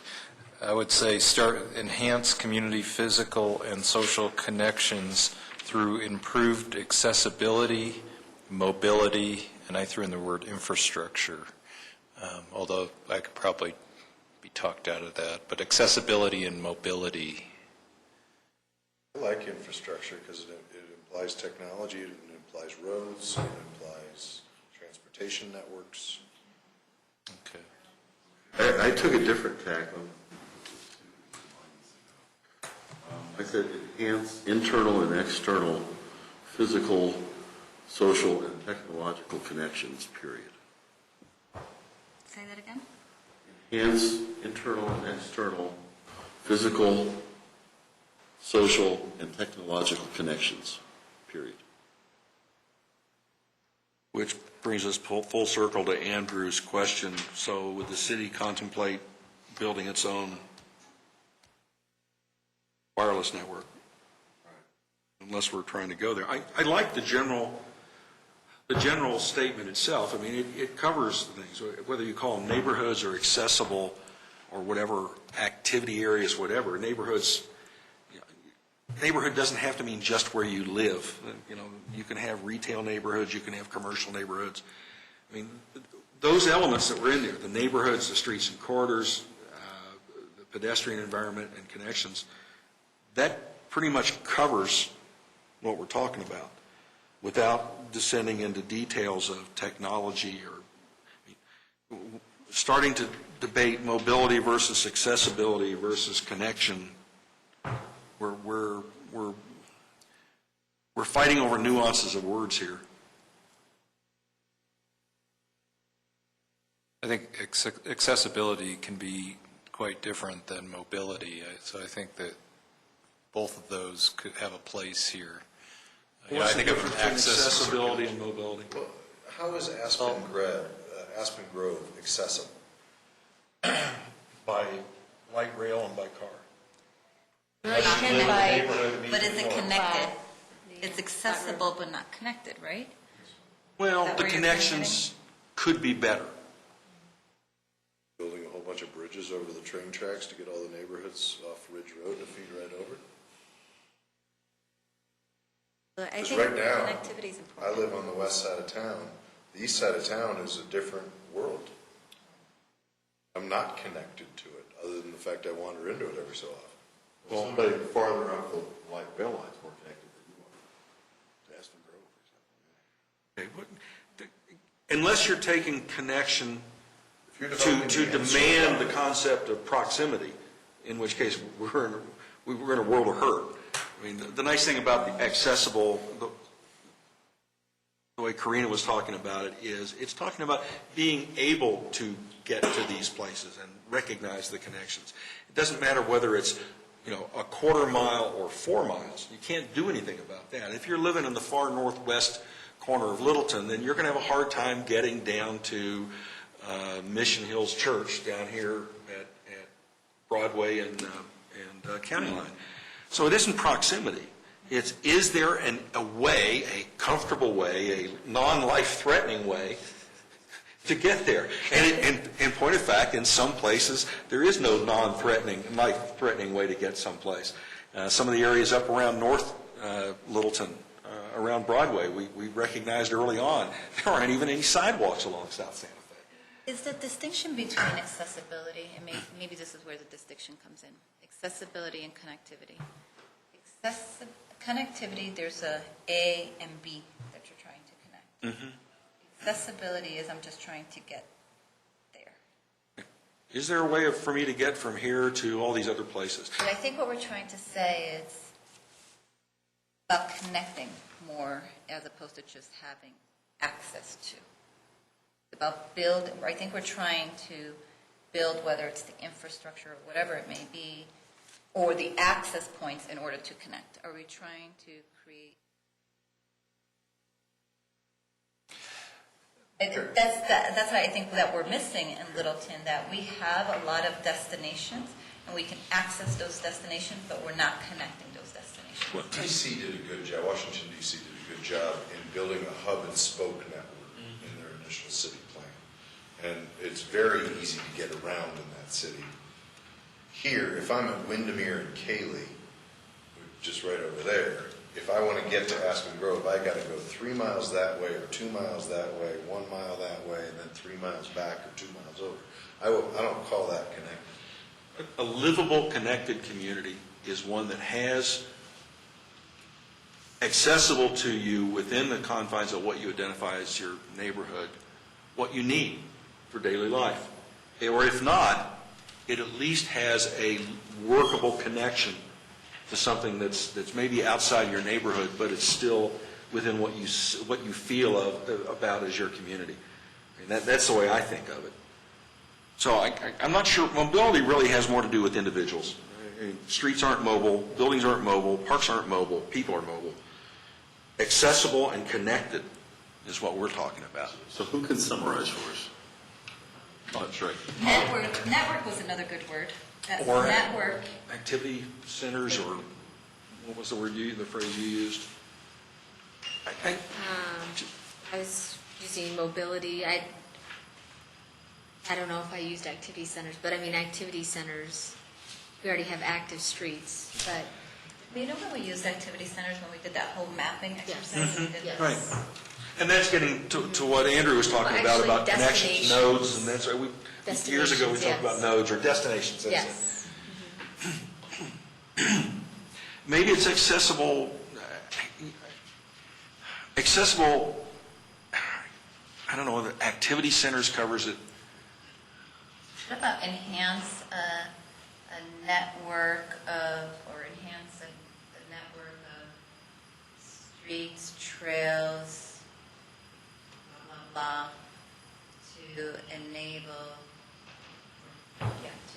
better connections, something like that. Well, the virtue of the sentence as presented by Dennis in the first place was, it was simple, but it covered it was simple, but it covered the essentials. The only question I had was, if we're saying both walkable neighborhoods and pedestrian environments, we're redundant.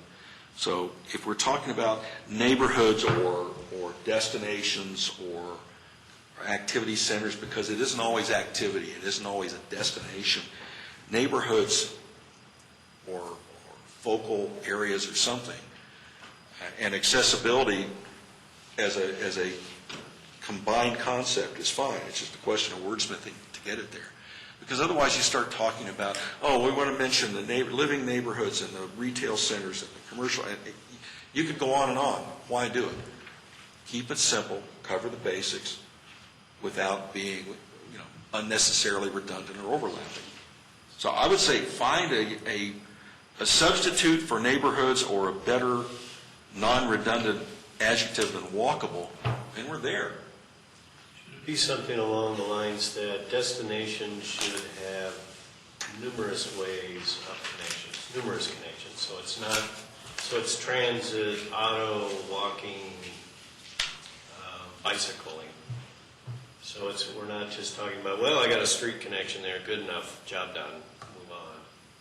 So maybe it's different types of connections, different types of transportation. Or leave it as walkable neighborhoods, active streets and corridors, and improved, fill in the blank with an adjective, environments and connections. Improved living environments.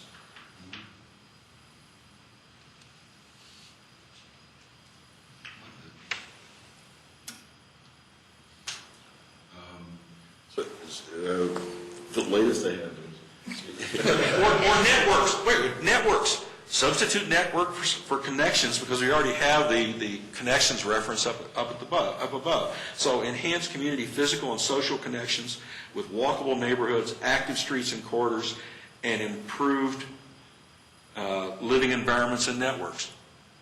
That gets back to your hub and nodes and the connections between them and mobility between them. It covers it. Aspen Grove presently has train access, bike path access, car access. Walkable if you live in the neighborhood to the north. And I walk to it. I've done that in South Park. Right. Walking down the hill. But you can't make it something it's not. It's just not going to be accessible to walk from every part of the city to. No, what I'm really getting after there is Ensor. Yeah. If Ensor is handed this and say, meet this criteria, given that Aspen Grove has a grandfather pass. I'll give you an example that we've talked about. Every piece of the criteria. Right. You're not going to do that with it. We can't build it all into this statement, but one concept that we've talked about in the past that's a good example of how you establish connections, even though you recognize you can't connect everything, is the neighborhood east of here, along Slaughterhouse Gulch and across the park over here to Geneva Park. There is every reason to have that residential neighborhood connected through Slaughterhouse Gulch Park over to Geneva Park and the community center and the county and the river, and it isn't there. They've got to go up to Bellevue, which is not pedestrian friendly or bicycle friendly. They've got to come down to Littleton Boulevard, which is 3 sides of a square, to get around to this area. So you're talking about a missing connection that should be there because it already is proximate. You're not trying to take two places that are 4 miles apart and suddenly put them side by side. There's an example. That's a connection that needs to be improved on. The sheriff's property, as it stands right now, I know that's probably a hot potato that's going to come our way, Which we're not allowed to talk about. has only one access, Littleton Boulevard, and it's not connected as it previously, or as it presently is. The scuttlebutt around the community is the whole point of connection, or the problem of connection and mobility to and from that point is the biggest cause for concern. So yeah, we can talk about connections, but we look for connections that are easily accomplished rather than trying to do the impossible. You can't change the fact that somebody's 5 miles away from someplace they might want to go to. How about this? I don't know if we got any closer to a sentence, but I wrote one down here. I still like the first half of what you wrote, Dennis. Enhance community physical and social connections by providing transportation choices and walkable neighborhoods. Is that? But that's not everything.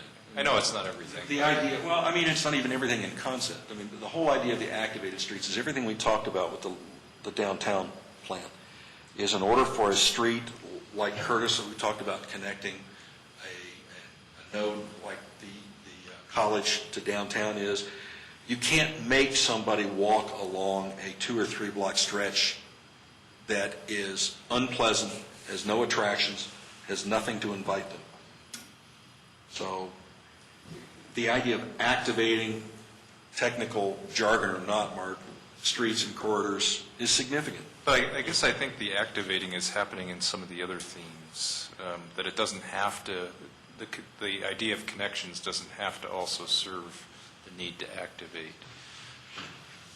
I hear you and I agree with you, but I think the one before that and the one after that both get to the idea of activation.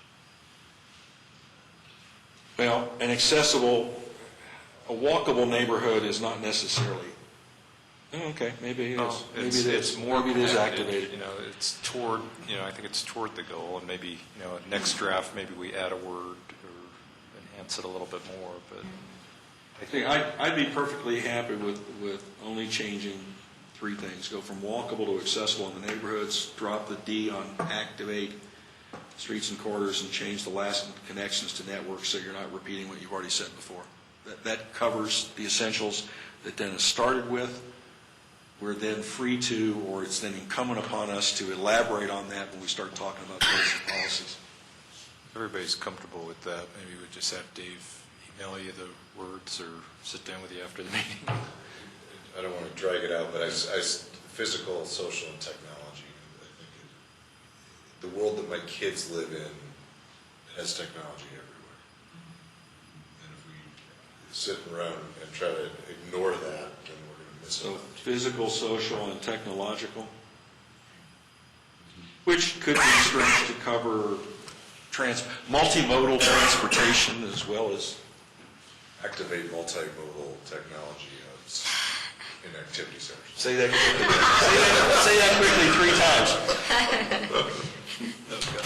If we say enhance community physical, social, and technological connections with accessible neighborhoods, active streets and corridors, and improved living environments and networks. Somebody called Charlie Ergen and said, "We'll be your test kitchen." A sentence only a committee could write up. You wore me down. I'm ready to move on to the next one.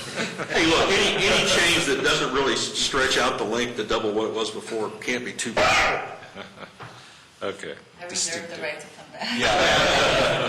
Well, like most things, you got to go away and chew on it for a while. And really, once we start elaborating down to the next level to see where these summaries are taking us, we'll know whether, okay, did we miss something, or did we take this in the wrong direction, we painted ourselves into a corner. So all this is a reiterative process. You go through and highlight what you think are the major themes, you start developing, and if you see something going cockamamie with the development of those themes, you've got to go back and read it. Okay, distinctive Littleton, we have 20 minutes left. Maintain and build upon the characteristics that make Littleton unique and desirable community. With the deletion in the second item, we've freed that up, so it is now That's good. Littleton. unique and distinctive. What did we free up? Maintain and build We got up. rid of unique and It was, that phrase was repeated up above, we got rid of it up above. It was, So instead of unique, are we choosing the word authentic down here as well to reinforce? We said we would be as part of our Actually, vision. I think we're making this one authentic and the one up above unique and desirable. We took out the We took one out above. unique and desirable. yes, we did. So the question is, do we want to keep unique, or should we Put choose right. the word authentic? Well, authentic in the way Andrew was expressing. You getting tired of me talking for you, Andrew? Because Go just for throw it. something at me. So, Authentic is underlying. You want anything you do, anything you preserve or develop to be authentic. What we're talking about here is what makes Littleton distinctive, not just authentic. That's, oh, here I am eating my own words. That's a given. That's a given, that's the output. So by being unique and desirable, we thereby become, it's a way of also becoming I would authentic. say more if we are authentic, true to ourselves, we will be unique and desirable. Again, that's why it's up above. Authentic is fundamental. We're not at all specific in this one, though. I know, I wonder if we should describe what that means What for would this that mean? particular one. Does this mean tree-lined streets and little cottages? Again, think of this as the introductory paragraph, and then you're going to, the points, the goals and policies are what's going to follow down. We We'll were- elaborate on but that. But we- again, go back and look at the golden document and see how it went from, I used this analogy a long time ago and repeatedly. Encyclopedia Britannica usually had 3 sections. It had a 1-volume summary of what everything is in there. It had a 2 or 3 volume elaboration on more detail where you don't have to wallow in the minor details, and then it had the full set of volume. And really, this is what we're talking about. We're talking about the vision statement, the essentials. This is going to underlie everything we do. Then we're going to go to the goals and policies that we think will deliver that, and then we may get into the details of, well, in this case, that might mean this, and in that case, it might mean this. As I say, it's hard to do in isolation. We have to remember, keep in mind the fact that we are going to elaborate on this, and we're going to double-check what we elaborate against the principles that we're stating here. Make sure there's consistency. There's no reason you can't go back once you see Absolutely. the picture that the goals are saying. It's a loop. I mean, you're constantly looping back and testing what you've come up with today against what you said was important yesterday. under distinctive in attachment C, you have bullets that preserve historic structures, that are significant in history, maintain high-quality design, and architectural standards. Activity areas should have active uses, support neighborhood block parties and other events. Community events should be scaled, community and regional draws, and stumble upon the fun. I don't know that that makes us distinctive. Well, then, when we start re-examining those details, we're going to have to rethink whether that's what we're meant by. Might be more of a connection. The Space Needle is distinctive in Seattle.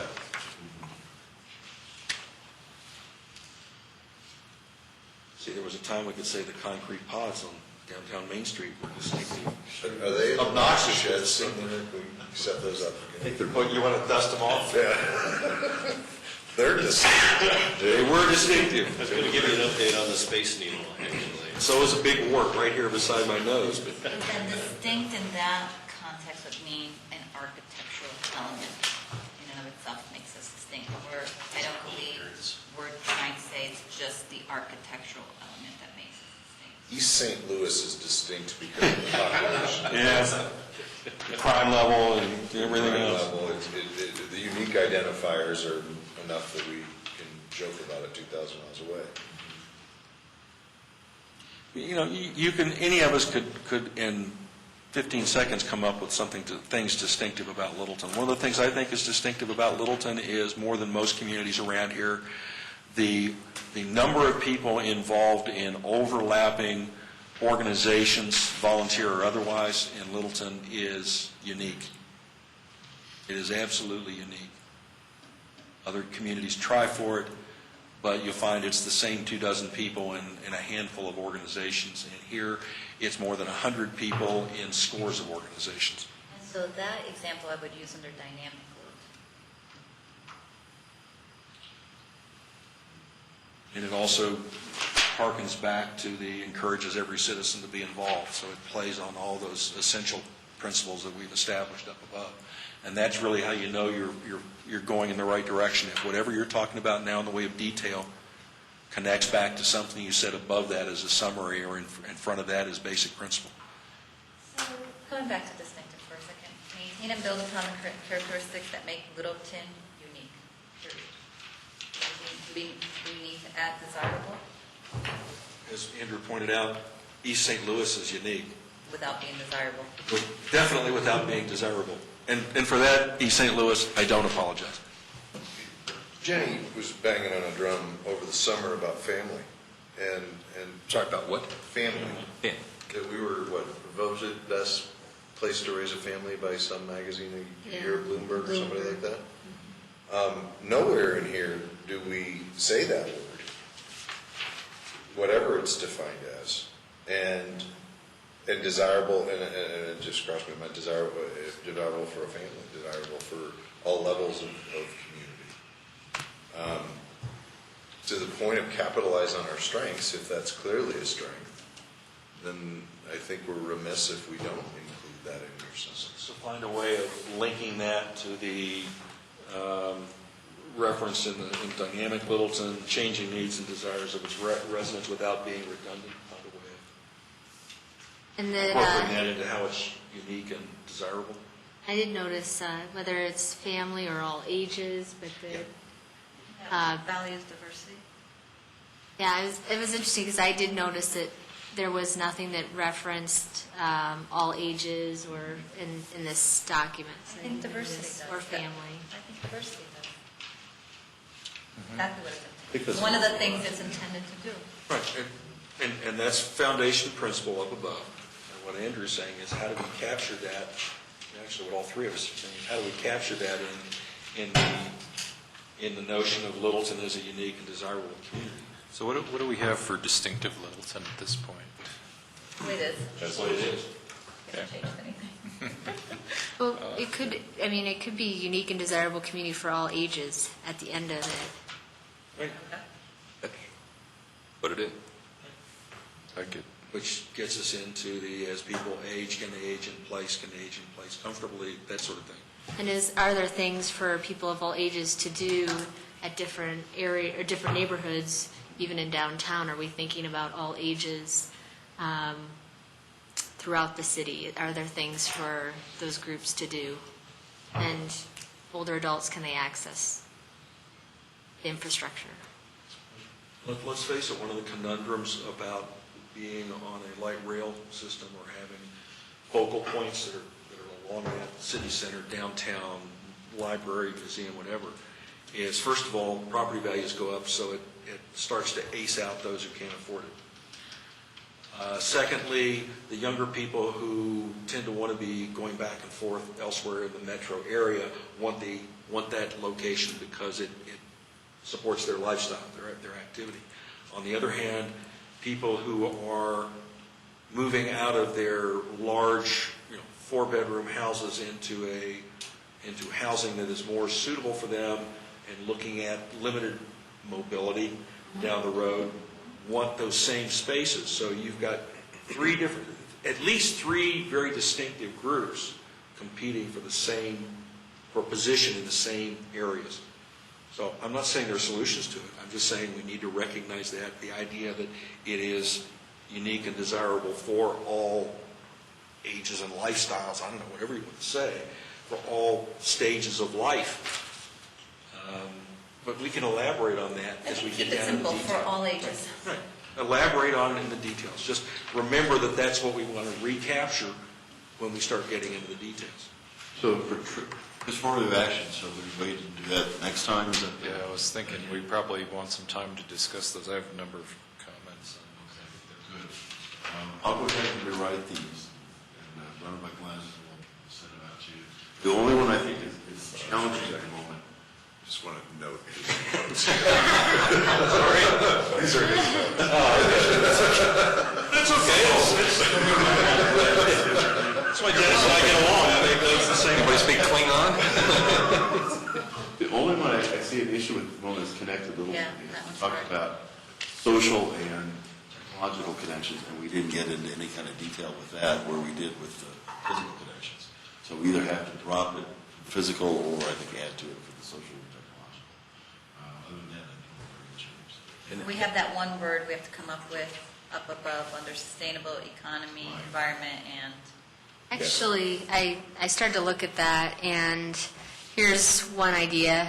Enjoys a sustainable, social, economic, and natural environment.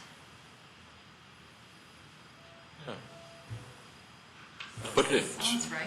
this is a schematic drawing to me. Yeah, It's just going to, we're in the schematic Because stage. environment Yeah. actually somewhat needs a descriptor also to what kind of environment is it. Sounds like So, Presumably, we mean the entire environment. Yeah. Natural, man-made, and otherwise. no. The only Social thing, means people. the only thing I'd like to urge people to think about very carefully under transformative actions is, it's in there, what I said about change. welcome change. I could break my leg, and that's a change. I don't welcome it.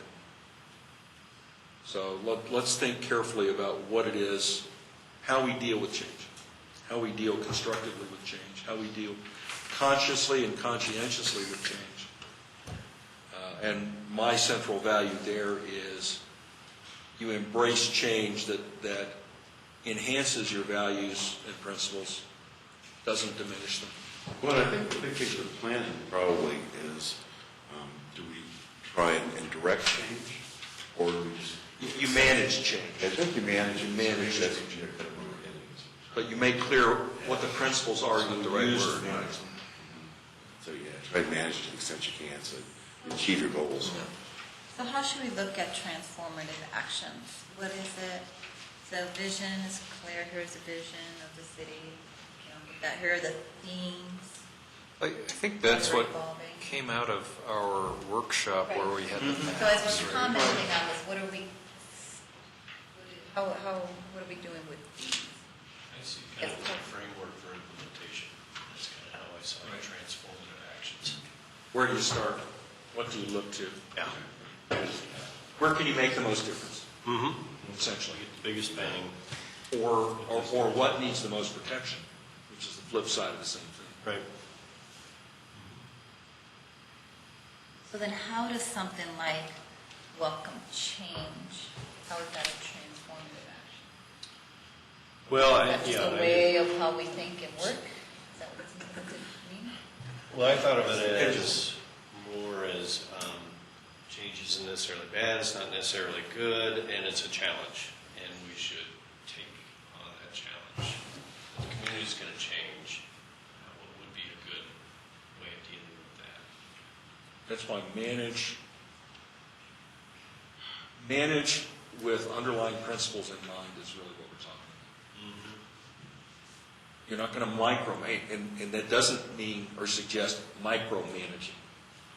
It means manage. You have certain values, you have certain principles.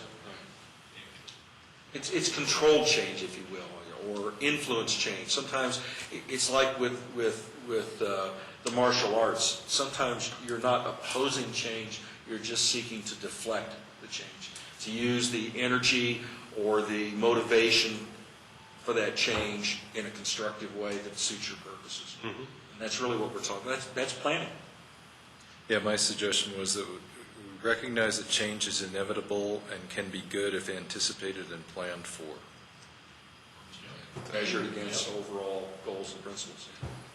That's what I want to keep, is you deal with change from a principled position.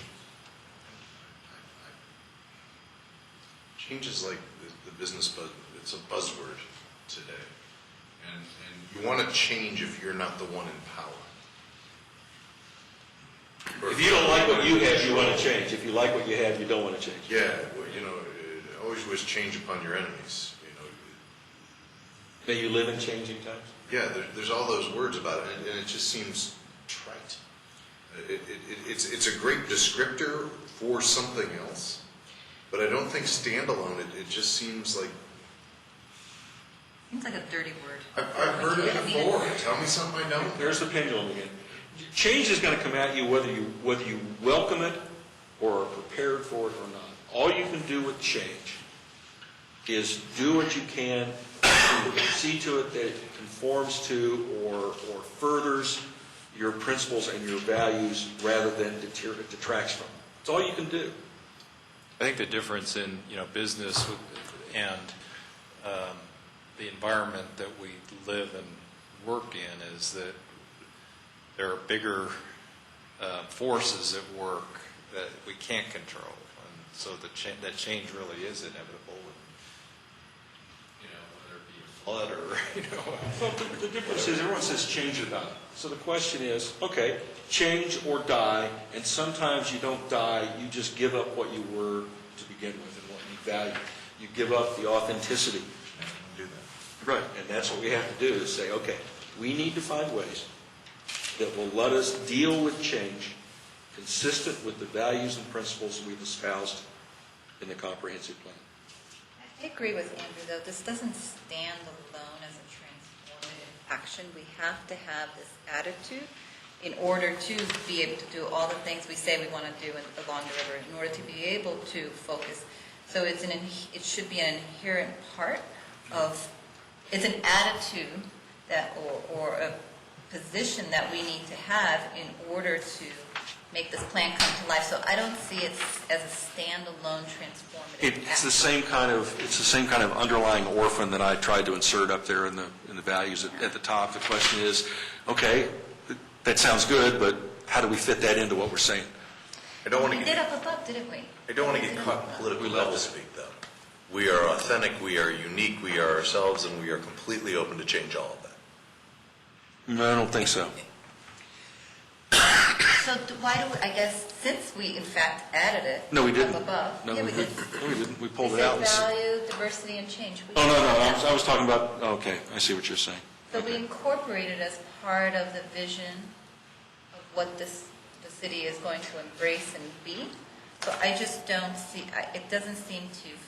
It's not specific enough to be a transformative Yeah, action. I mean, I think it's a Goes away. valid, common argument and something that we've constantly talked about, but it's not a transformative action. And I'll admit, my only motivation, Values change, though? In general, would you say this community is open to change? do you think values and principles in this community are going to change in the course of a generation significantly? underlying basic values and principles? Not the details, not the perceived form and that sort of thing, but I mean the principles. Because I don't. If we're not doing this for a generation's worth of change and growth, then what are we doing it for? What if somebody were to purchase the Marathon property for an ungodly sum of money and set up a refugee camp for Somalian people who are fleeing? Would that fundamentally change the character of Littleton? The character of Littleton or the values and principles that we believe make Littleton what it is? All of the above. Okay? How do the people living on two sides of that property respond to that? Remembering that we're free to do whatever we want because most of those people don't live in Littleton. Would it enhance the overall sense of the community that we're good people? Yes. Would it ignore the direct impacts on the people who live all around that parcel? Absolutely. Can you do both in good conscience? I think we'll have to preserve that thought.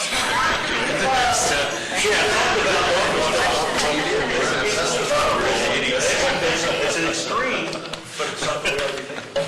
It's a good question. Yeah, good conversation, yep. Do I have a motion to adjourn? I mean, we adjourn. Anything else? Do we, any reports from staff or? Yeah.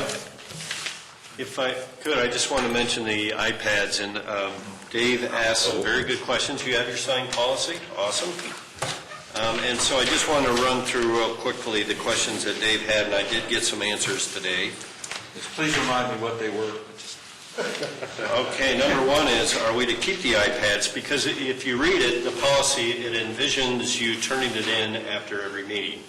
And then supposedly we download everything and then we give it back to you. Well, I had a problem with that because that meant either you come here or we deliver to you again, and that's one thing you're trying to avoid. Yeah, so forget about that. You will keep them and they will be yours for the length of your term, basically. So we get past that. Number two is, are we permitted to download documents and data from the iPad to our personal computers, either for meeting, hearing, prep notes, long-term data storage, and future reference? Now, the answer I got is yes, but I'll put a caveat on that. When you do that, when you take your public information and you put it into your private computer, if there's ever a legal case, they will ask for your private computer. So, because now that information is discoverable. Now, I know where you're getting at. You want to make notes on things, and you'll actually have a program on your iPad that will allow you to make notes and connotations. Make notes and keep the notes. I will tell you, I am a Luddite. I do not function well trying to juxtapose 4 different documents electronically while making notes and then retaining it. Okay. I need to work, especially when we're talking about applications, I need to work off physical drawings that I can review, look at 4 different things at the same time and make notes connecting. I can't do that on an iPad. So That's a different question, though, right? Well, the question is still, is it okay for me to print that stuff out so that I can do that examination and make those notes? Oh, absolutely. Okay. That's all I was looking for. I'm only cautioning you, if you put something from your public realm into your private computer, it may mean that somebody could file a public information request and potentially look at your private computer, and you probably don't. So if we do that, we should hide it very carefully. What is the note-taking software? It is Annotate. There's a product called Evernote that I absolutely love. Evernote? And it's an app, and it gives me, I put all my notes in there in a folder, and then I can look at from my computer, my home, my work, my phone. I've sat in these meetings, looked up information that I had 3 meetings ago that I wanted to remember. Yep. Found it, and I'd love to have access to that, because this is by no means the full picture of what I'm thinking about. Mm-hmm. And I feel the same way about being able to transfer some of this into paper media that I can keep, because in the 5 years I've been on the planning board, I've had probably a dozen occasions to go back and reference something we had done before on a similar situation. and I want to maintain that ability. Yeah, that's, I As think, your number part- 3 question. And As part of the use of these iPads, are we going to get a quick tutorial? yes. What you will get is basically, we get all your signed agreements, and then I'll have Doreen schedule one-on-ones with IT guys, and they'll walk you through it, load everything on. A very important part of it is we won't use your personal emails anymore. We'll set you up with a littletongov.org email, which allows us to send bigger documents as well, because I think we've all had that problem. But the pipe gets much bigger when we do that, and we're doing it more intranet versus outside. So that will be a part of it. Dave asked about saving the corrections. Absolutely, you can keep those notes. My only caution is putting it in your private computer. And then lastly, your question is when the agreement says that all electronic communication sent by, between, or to members may be disclosed without permission, is that confined to communication via these devices only, or can that be extended also to any separate e-communications between members via other means? If I may occur with a comment about something, well, we didn't talk about this or that sort of thing, it isn't directing, it isn't making a decision, it's not violating sunshine laws, but the idea that somebody else could get a hold of that and say, well, now it's public information. No, sorry, I can't sign on to that. Yeah, well, that's why we're cautioning you only use your Littleton email account for Littleton business. Don't use your personal account. That's essentially saying if Kurt and I stop out in the parking lot and talk tonight, if somebody records that information, it's public information, and I reject that concept. I absolutely reject it. So if I understand this comment or question, so once we get set up on this littleton.gov email, and that's what we should be using as communication, if I just send something to Kurt, so it's just between us two, we're not in a forum, is that subject to being admissible as public? Is that intended to be public information because it's on? Because you're going from your private computer Now I'm going to... from my iPad and my .gov email to his .gov email that you're going to set up. So does that Yes, become that would be publicly discoverable. And that doesn't bother me, because that's what it's set up for. I'm saying if I would privately communicate with one of you, or even with Dennis or Glenn, well, that's different because it's going to be through the city. But if I would, outside of the city network, the city website, and the city assigned iPads, if I would have communication that doesn't violate the sunshine laws, the idea, I just cannot accept the idea that that is now public information, that anybody can do anything they want with it by claiming that it's public information. I guess it always has been, right? I mean, there's nothing new about that. Really? Any kind of communication is discoverable. It's not necessarily public. It's not subject to open meeting But this wasn't saying that. This was saying it could be taken and used. That's not discoverable. This is saying it could be taken and used.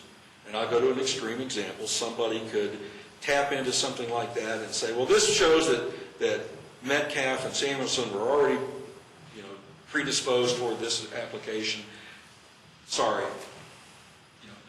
That's like overhearing a conversation or listening into a conversation we have on the street corner, whatever else. There are limits to the sunshine law. There are limits that are intended to be there for healthy discussion in a civil society, and that's one of them. Private communication is private communication. I know if I do it through the website, I know if I do it through the city's iPad, absolutely, it's public, but not private communication. And if that goes along with use of these iPads, then I cannot sign the consent form. You're talking private being two of you. Right. Okay, there's nothing open about that. It's when you get three. That's all I wanted to hear, but that's not what it was implied in the statement. Okay.